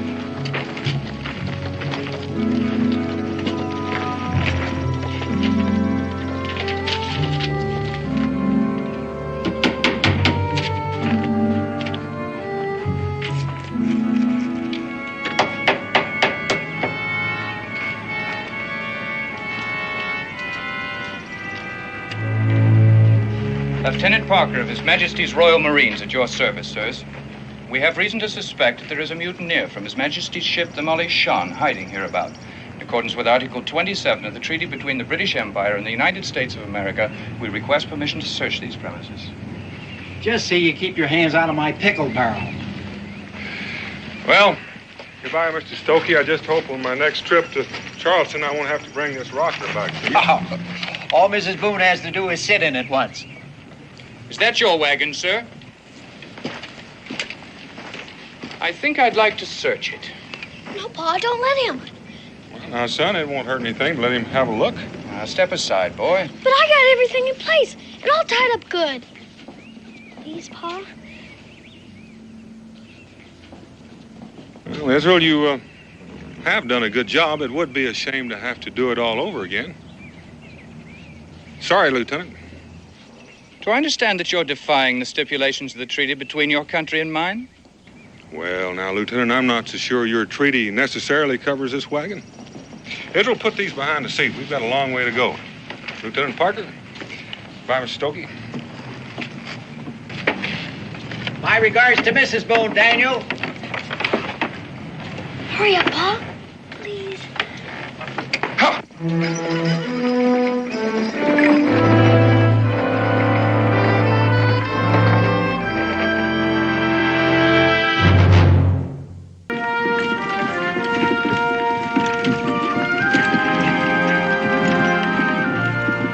All right, son. Don't you think it's about time you told me what this is all about? Whoa.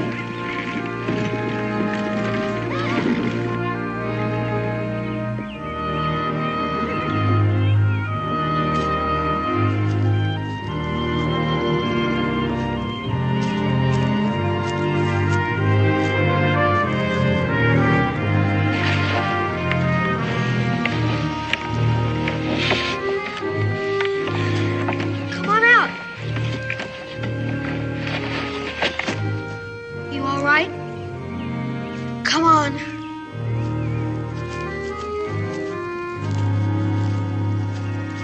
Pa, this is Willie. Willie? Where are you figuring on heading, son? He wants to go with us, Pa. Now, you let him talk, Israel. He might want to go back to Charleston. He doesn't want to go back, Pa. I know. He wants to go with us. Please, Pa.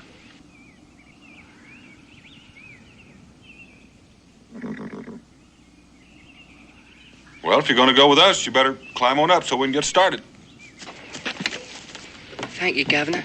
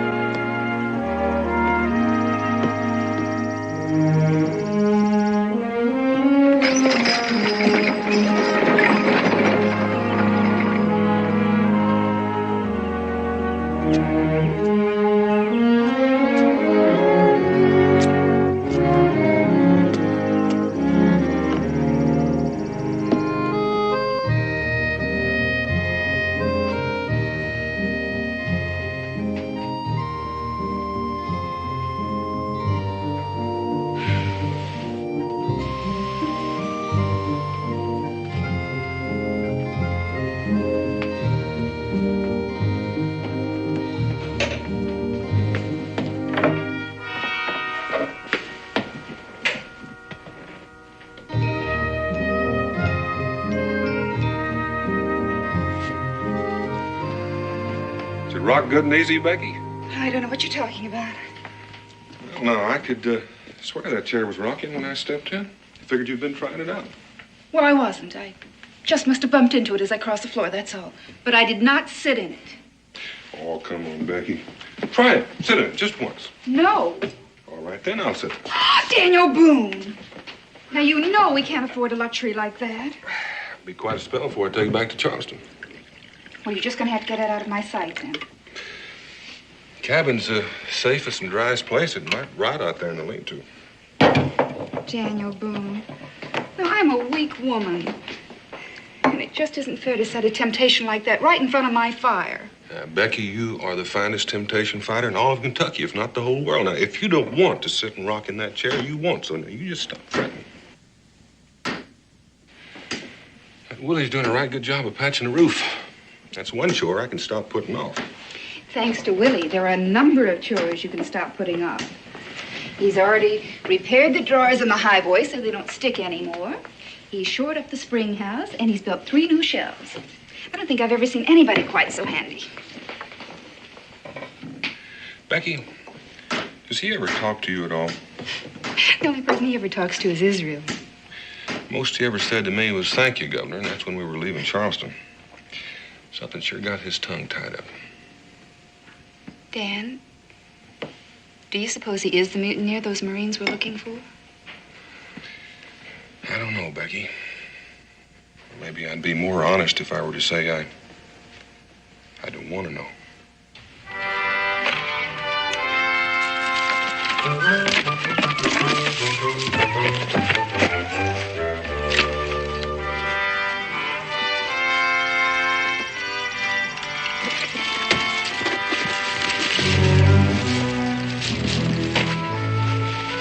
Yeah, you came down that line like a ruddy orangutan. Oh, you'll get faster, though, when you get your growth. When I get my growth, I'm faster than you are now.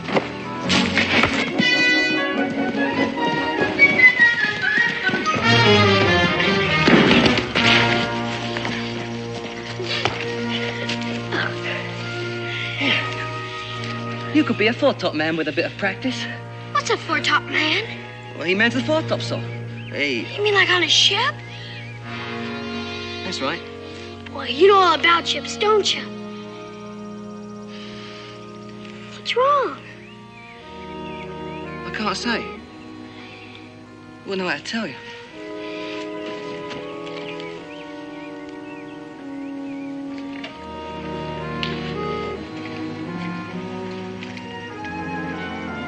What's it like, Israel? Living in a house? I don't know. You know it's... I don't know. For the simple reason that I never lived in one. Must be grand, all right. I reckon. Don't suppose I ever thought about it. I thought a lot about it. Just now I thought, wouldn't I like to build myself a little house? Out there. Just live in it. Why don't you? There's an old cabin you could fix up. You'd like it, I know you would. Aye. But there's no chance for it. How do you know? Listen, why don't you talk to my pa about it? Ask him. Why don't you? Look here, do you think he might step out here and have a word with me? Sure, I'll go get him. Don't hurry him now. He's having his tea. Pa drinks coffee. I'll go get him.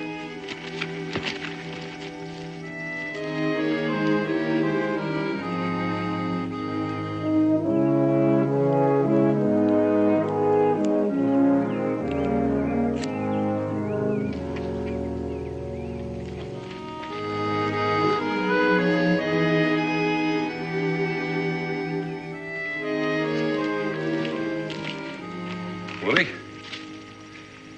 I hear you're doing an uncommon amount of work for me. Well, you might say it's work I know how to do. You see, Mr. Boone, I served as carpenter's mate on His Majesty's ship Molly Shawn. I'm sure you must have heard of the ship Molly Shawn, the terrible mutiny and all. It seems I recall a Marine lieutenant in Charleston saying something about it. Aye. Well, it's me the Marines are after. There was a mutiny on the Molly Shawn, and I was in it. When they catch me, I'll hang for sure.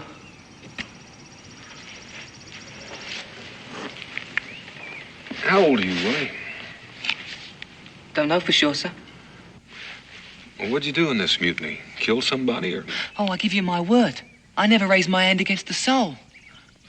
Well, in that case, what do they want to hang you for? Because I didn't do all in my power to stop them. The law says I'm as guilty as the worst of them. Well, could you have stopped them, Willie? Oh, no, sir. They had knives and guns, and most of them in drink. It was horrible. They chopped up the captain and threw him overboard. And the purser, bosun, and the midshipman said they'd give me some of the same if I didn't stand my hammock out their way. Without you and Israel, I'd be properly hung and gibbeted by now. I want to stay here, Mr. Boone. But would you let me?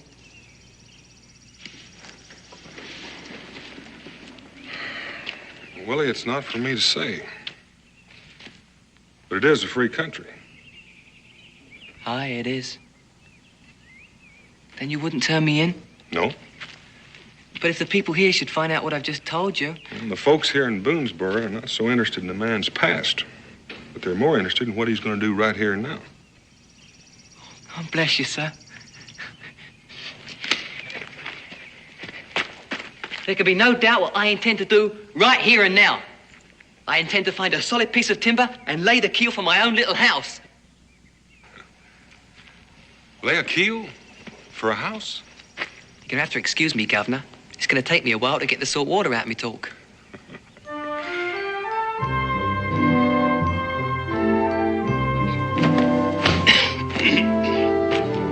Dust and clean.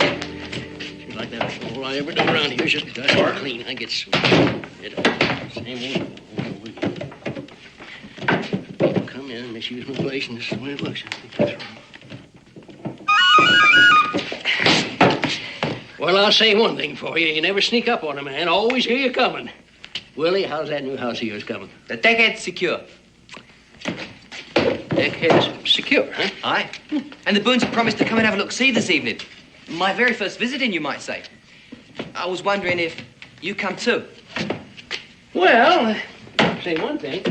There ain't a soul in this settlement that ain't curious as to what's going on out there. I would be proud to come and have a look-see. In that case, I'll take a jug of your best rum. A jug of my best rum.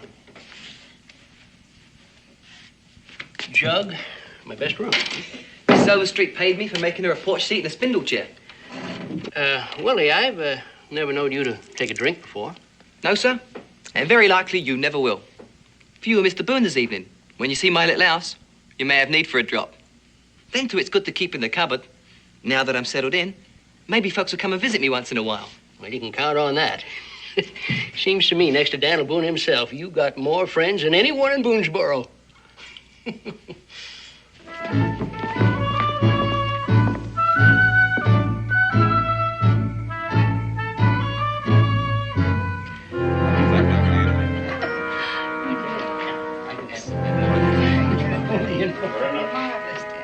Oh, my, Willie, the place looks beautiful. And mighty comfortable looking, too. And that chair you made us, he and I are always arguing over who's going to sit in it most. Fine workmanship, Willie. Israel, get down from there.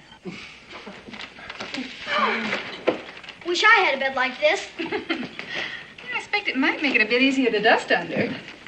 That's not where the ship captains have them. It's so they can sleep on an even keel even when the sea runs high. Right, Willie? Right, Israel. Dan, I think now might be the proper time. All right.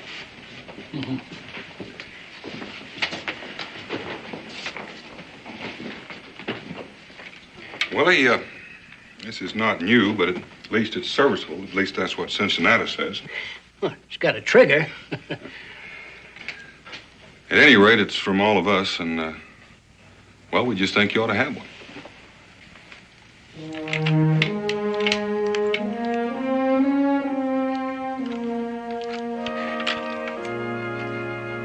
I got just the place for it.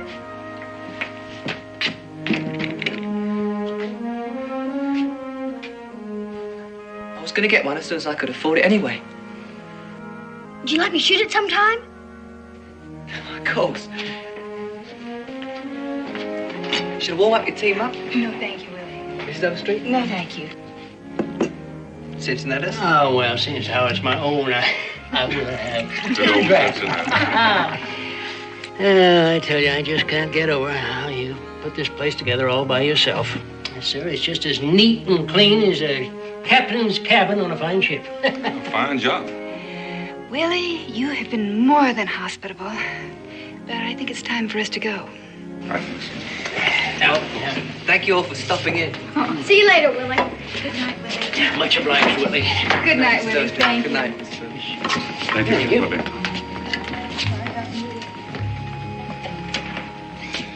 Willie. Willie, I know you're proud of your house with good cause.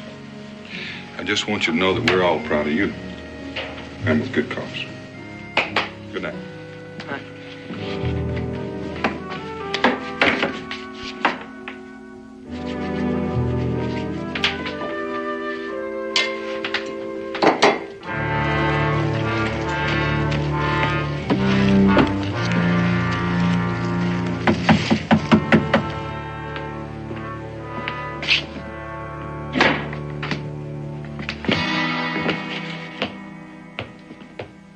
Blimey.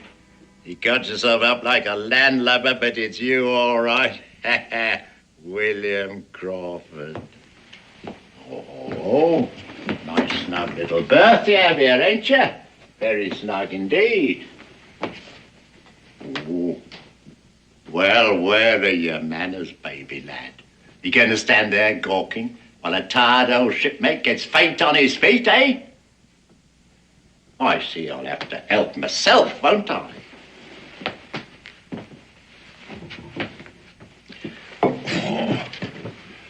Who are you, anyway? Who am I, anyway? My name's George Perkins, bosun's mate on the good ship Surprise, but I swallowed the anchor for shore duty.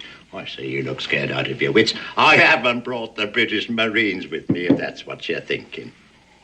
How'd you know my name's Willie Crawford? If it is my name.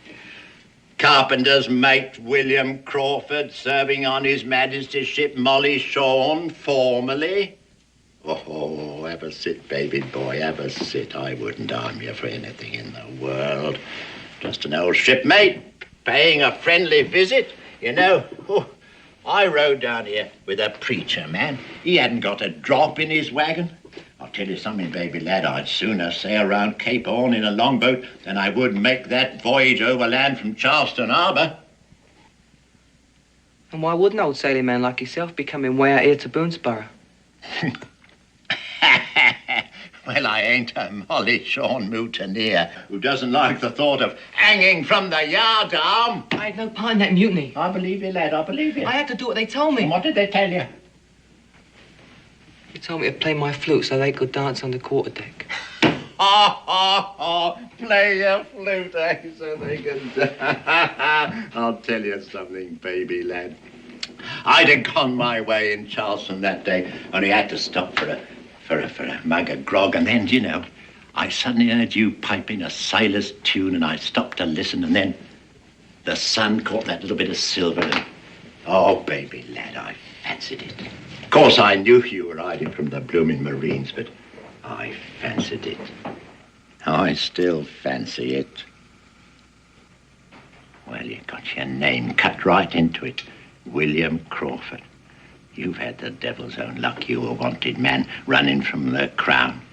It's a miracle you haven't had to trade that silver chain for a length of hemp. How did a bucko like you get a piece of silver like that, eh?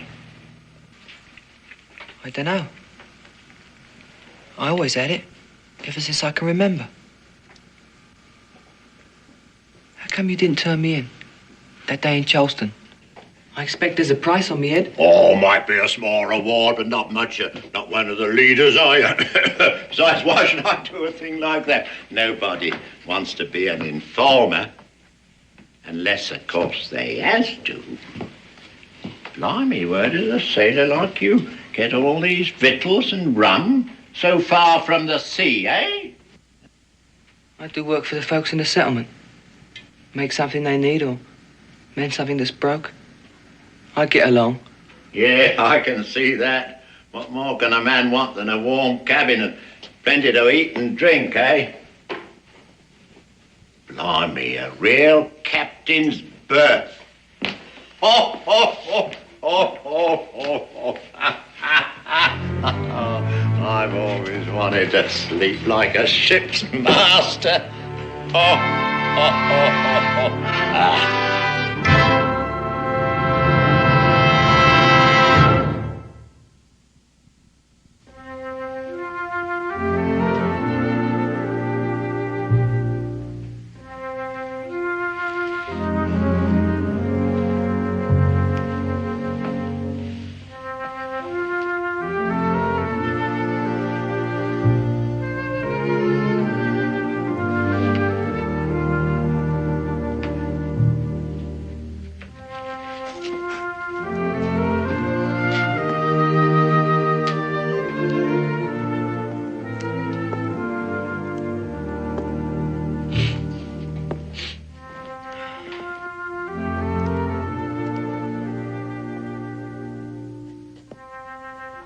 Stop staring and close your mouth unless it's open to say good morning, Mr. Perkins.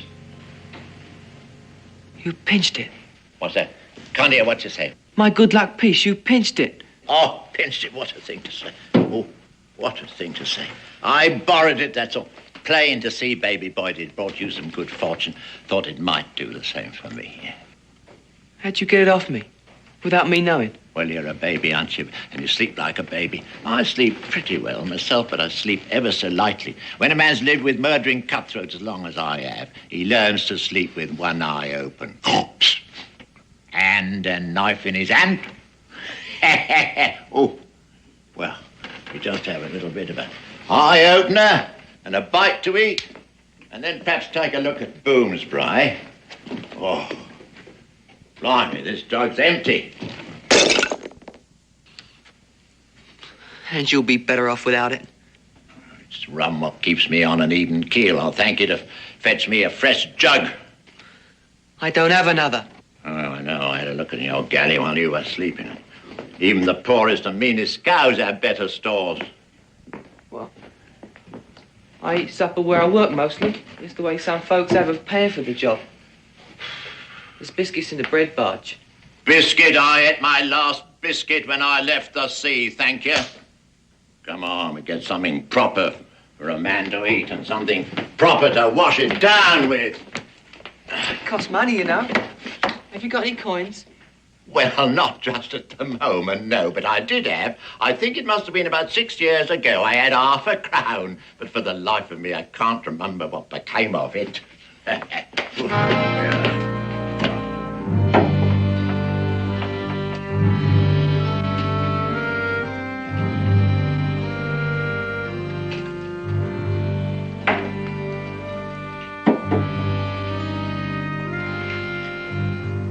Cincinnatus? Willie! Hey, you caught me that time. How come I didn't hear you tootle on your flute? I need to put in some stores. Well, you come to the right place. You might add the only place. This is a friend of mine. Perkins. George Perkins. How'd you do? Howdy. Well, I expect you'll be needing some lard and flour and peas. I need a good deal of things, Cincinnatus. Only I don't have any coins in my pocket. Well, you'll get 'em soon enough. As far as I'm concerned, your credit's just as good as gold. There you are, Willie boy. What did I tell you, eh? Oh, before you get Willie's stores together, pour me a mug of your best, will you, mate? I don't recall having seen you around in Boonesboro before, Mr. Perkins. I haven't been round these parts before. You, just passing through, or plan to settle down and stay a while? Well, I might stay and then I might not, you know. Willie and I have to discuss the situation. One might say that it's not my decision to make, no. It's going to be up to Willie.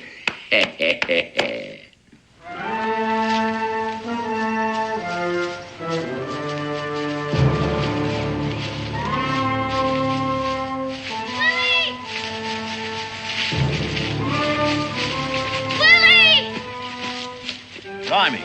Ain't that your benefactor from Charleston? Mr. Boone's boy, Israel. Where have you been, Willie? I've been looking all over for you. Don't you remember? You said you'd take me fishing today. Willie ain't got no time to do any fishing, so you might as well get on your way. Who are you? Now then, don't start being lofty with me, my boy. I thought I told you to clear off. And look alive, Willie boy. I'm parched and empty.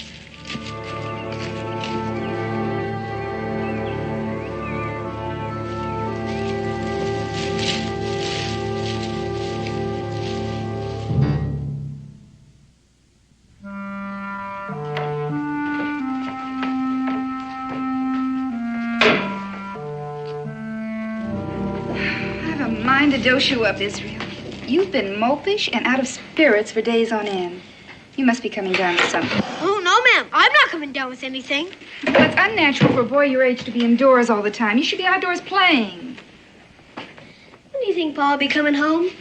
Oh, when he's out hunting with Mingo, it's hard to tell. Week, 2 maybe. Israel! I'm going to have your father return that chair to Mr. Stokey as soon as he gets back. Oh. Why don't you go over and see Willie? Every time I go over there, that Perkin man runs me off. Maybe you could get him to come over here. Got plenty of chores that are just waiting. You tell him that I need him. Well, I reckon I could try.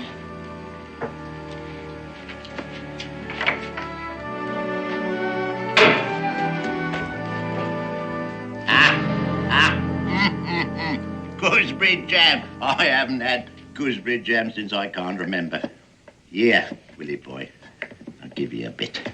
Come on, Willie. You have a taste, baby. What's the matter? Oh, I say, don't get angry. And Molly Shawn can't afford to be angry, especially with someone who knows who he is and can get in touch with the Marines at Charleston. Well, why don't you just do it? Turn me in, and have done with it. Even an old sea dog like me knows that a wise man doesn't kill the cow, he milks it. Oh, now, Willie. Come and have a sit, baby boy.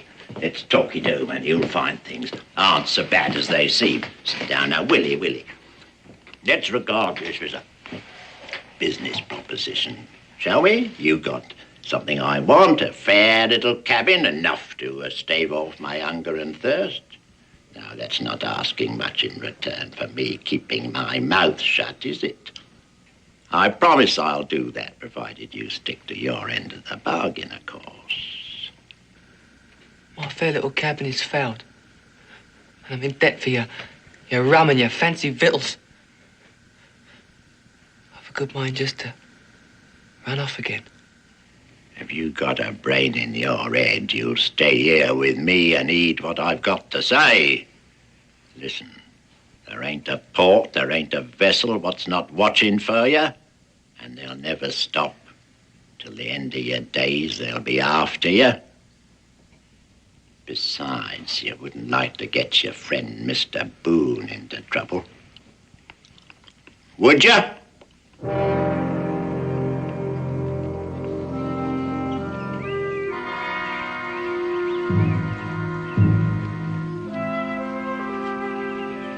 Lily, it's me, Israel.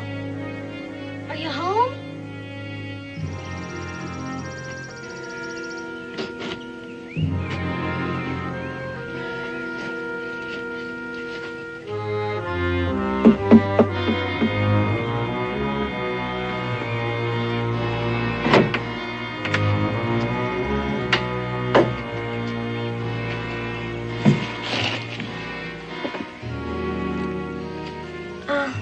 Ma sent me. That is, to tell you that she has some chores for you. That is, if you have a mind to work this morning. There'll be dumplings for supper, Will. Won't you come? Well, I don't know. Maybe I can. I'll wait for you. Out here. No. You go on home. Tell your ma I'll be along. When I can.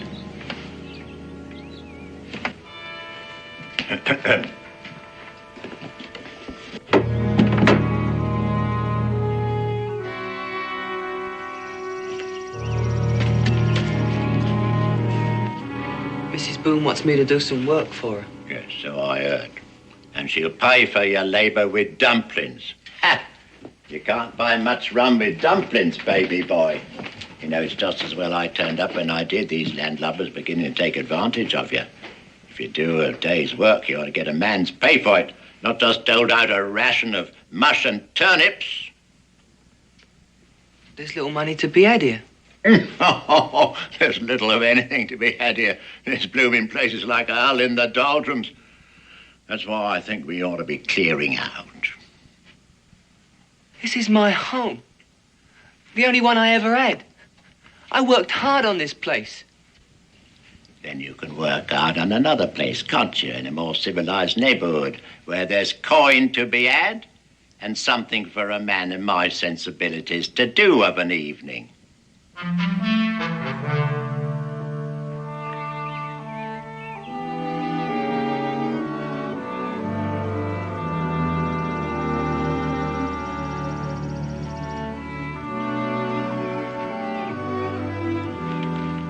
Pa, I didn't see you coming. It's a good thing I wasn't a mean old hungry bear. It's me like you were thinking some mighty heavy thoughts. Anything wrong I should know about? It's Willie, Pa. There's this new man named Perkins come to stay with him. Well, he says he's a friend, but he's not like Willie at all. All this cussing and drinking and... Well, ever since there's been no fishing and hunting, every time I go over there, he barely talks to me. What do you reckon's wrong, Pa? Hold on, son. You say Willie has a friend that's come to live with him?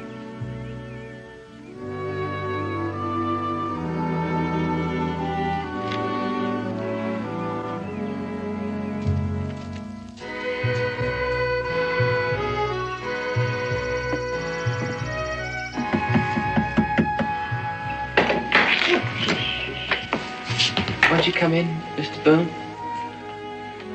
Thank you, Willie. Just leave the door open if you don't mind. Oh, I say, that's Mr. Daniel Boone, ain't it? How do you do? I'm Mr. Perkins, Mr. George Perkins. Mr. Perkins, it's not often a seafaring man finds his way this far back into the wilderness. How do you know I'm a seafaring man, eh? Just how do you know I'm not? Oh, well, I mean, nobody goes down to the sea with the hide of a beast on their backs, do they? You know, if I'm going to be a landlubber, I must be properly outfitted like. I must dress like you, Willie and Mr. Boone. I mean, I'll tell you, you know, Willie's very smart with the needle, Mr. Boone. Oh, Mr. Boone, come over here and have a little drink, won't you? Oh, what's wrong with me? Oh, never felt like this before.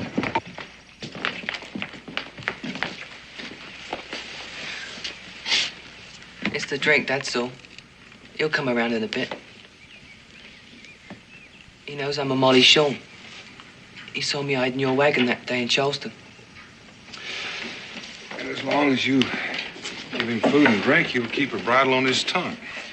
That was the bargain. Well, that's not much of a bargain, Willie. It's plain to see he's got you between finger and thumb. Look at this mess. Look what he's done to you. There's no help for it. Not as long as you keep him in food and drink. Just suppose you were to disappear for a spell.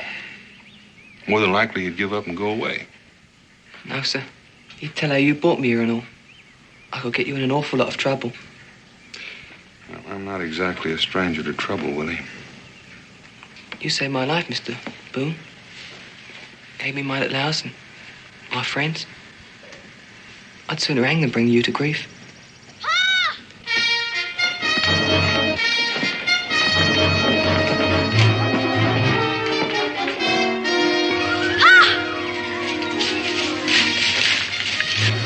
All right, son, now get your breath and tell me. Those Marines, Pa. Those British Marines. After Willie. They're at the fort. Well, now, who told you there were Marines at the fort? Nobody told me. I saw them. Same one that tried to get in our wagon in Charleston. He's in the store asking Cincinnati about Willie. Well, what'd Cincinnati say to him? I didn't wait to find out. If I know Cincinnati, they know less now than when they ask him. It's likely they'll come looking for me. Do you think you can get back to our house before they get there? Sure, Pa. All right, I want you to go and tell your ma that if they come looking for me, that she's to delay them as long as she can. You understand? All right, now, son, make haste.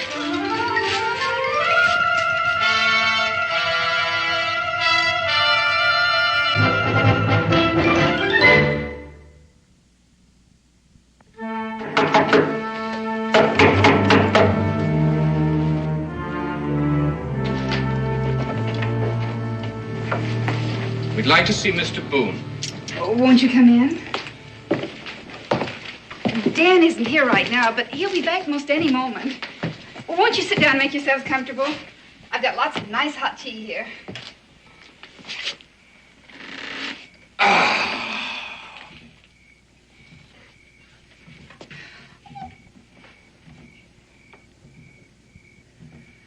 On your feet, Sergeant. Yes, sir.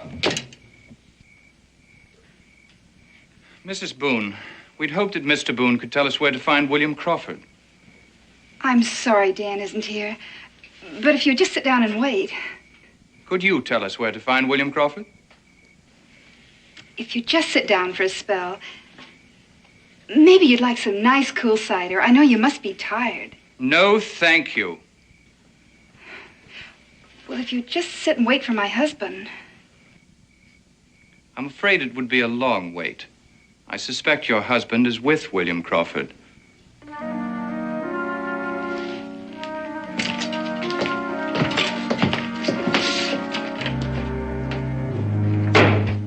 Are you just going to stand there and wait for him? I can't run anymore. They'll never stop hunting for me. And there'll always be a George Perkins. You just lost heart, Willie. Got a good mind to take you someplace till they give up looking for you. I'd only turn myself in. I swear it. Willie! Where are you, Willie? Pipe us a tune, Willie. We're becalmed again.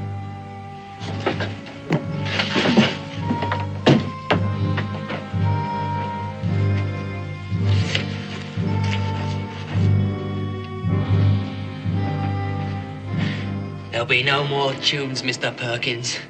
Get out of here so I can clear up my house before the Marines come and get me. Marines?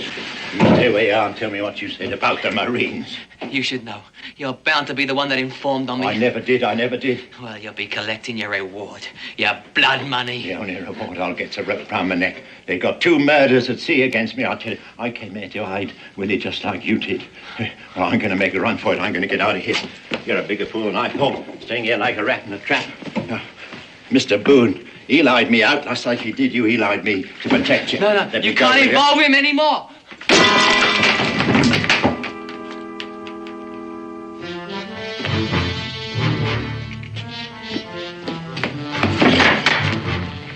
Hang easy, Willie.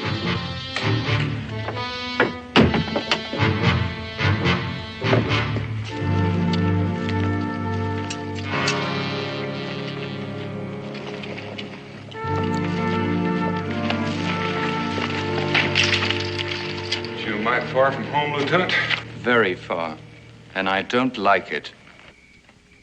Well, you can always turn around and go back. I will. And I shall take William Crawford with me. Now, I know he's here, Mr. Boone, and I shall tell you how I know, so we won't waste time bandying words. That day in Charleston, Mr. Boone, I learned a bit later that your son was seen with a young seaman. Now, you've come a long way on a suspicion, Lieutenant.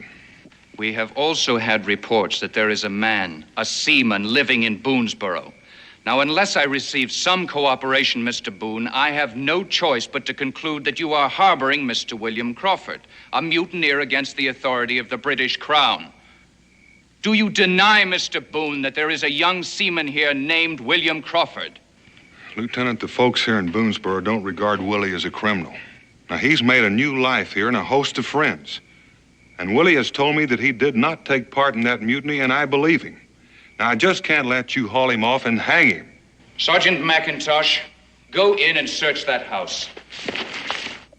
I don't think you ought to do that. You may have your orders, but that gives you no right to enter a man's house bearing arms and drag him out. You're on foreign soil, Lieutenant.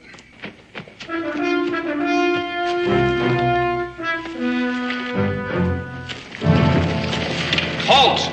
Don't shoot!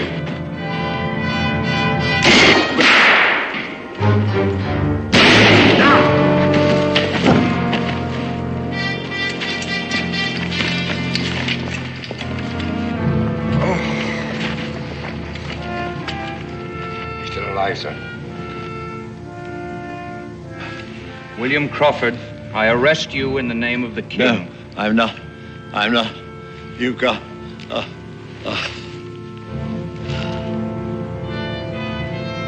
Look at his hand, sir.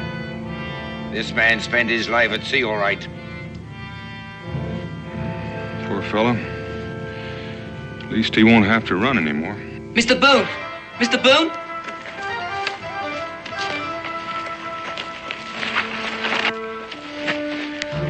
Don't look now. He's dead. Willie is dead. What do you mean, Willie's dead? I'm... Gonna have another drink?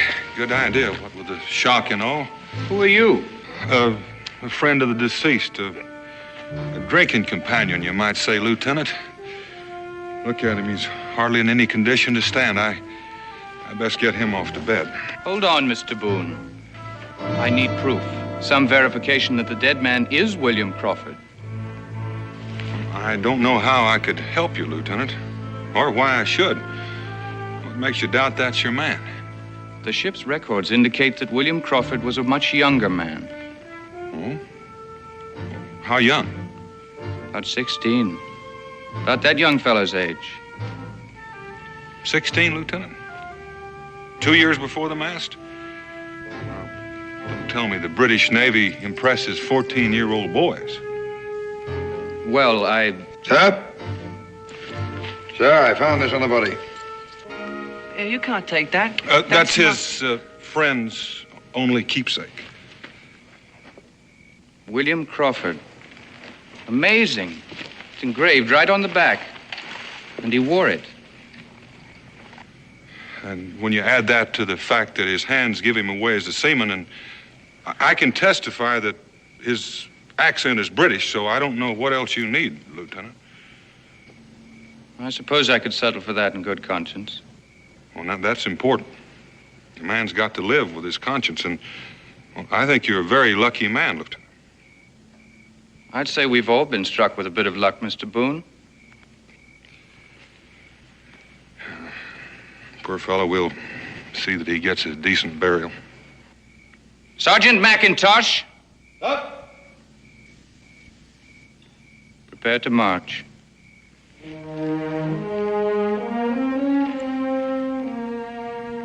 Here. I suppose he'd want you to have it.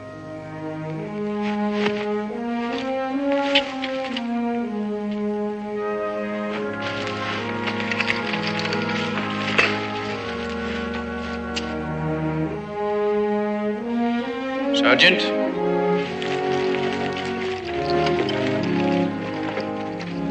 Good luck coin. That's what Perkins called it. Yeah, it could be, Willie. Well, sometimes I like to think you have to give your luck a little push.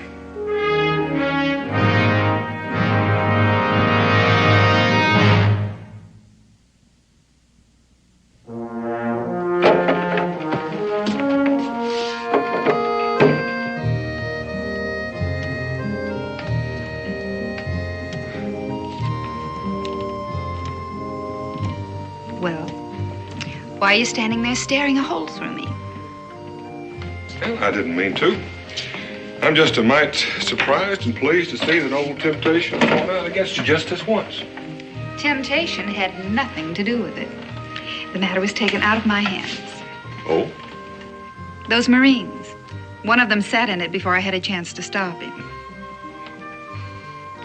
Well, now, what'd that have to do with it?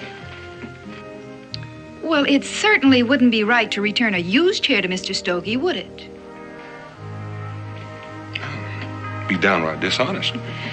And since we have it here in the cabin and we can't take it back, it'd be wasteful not to use it.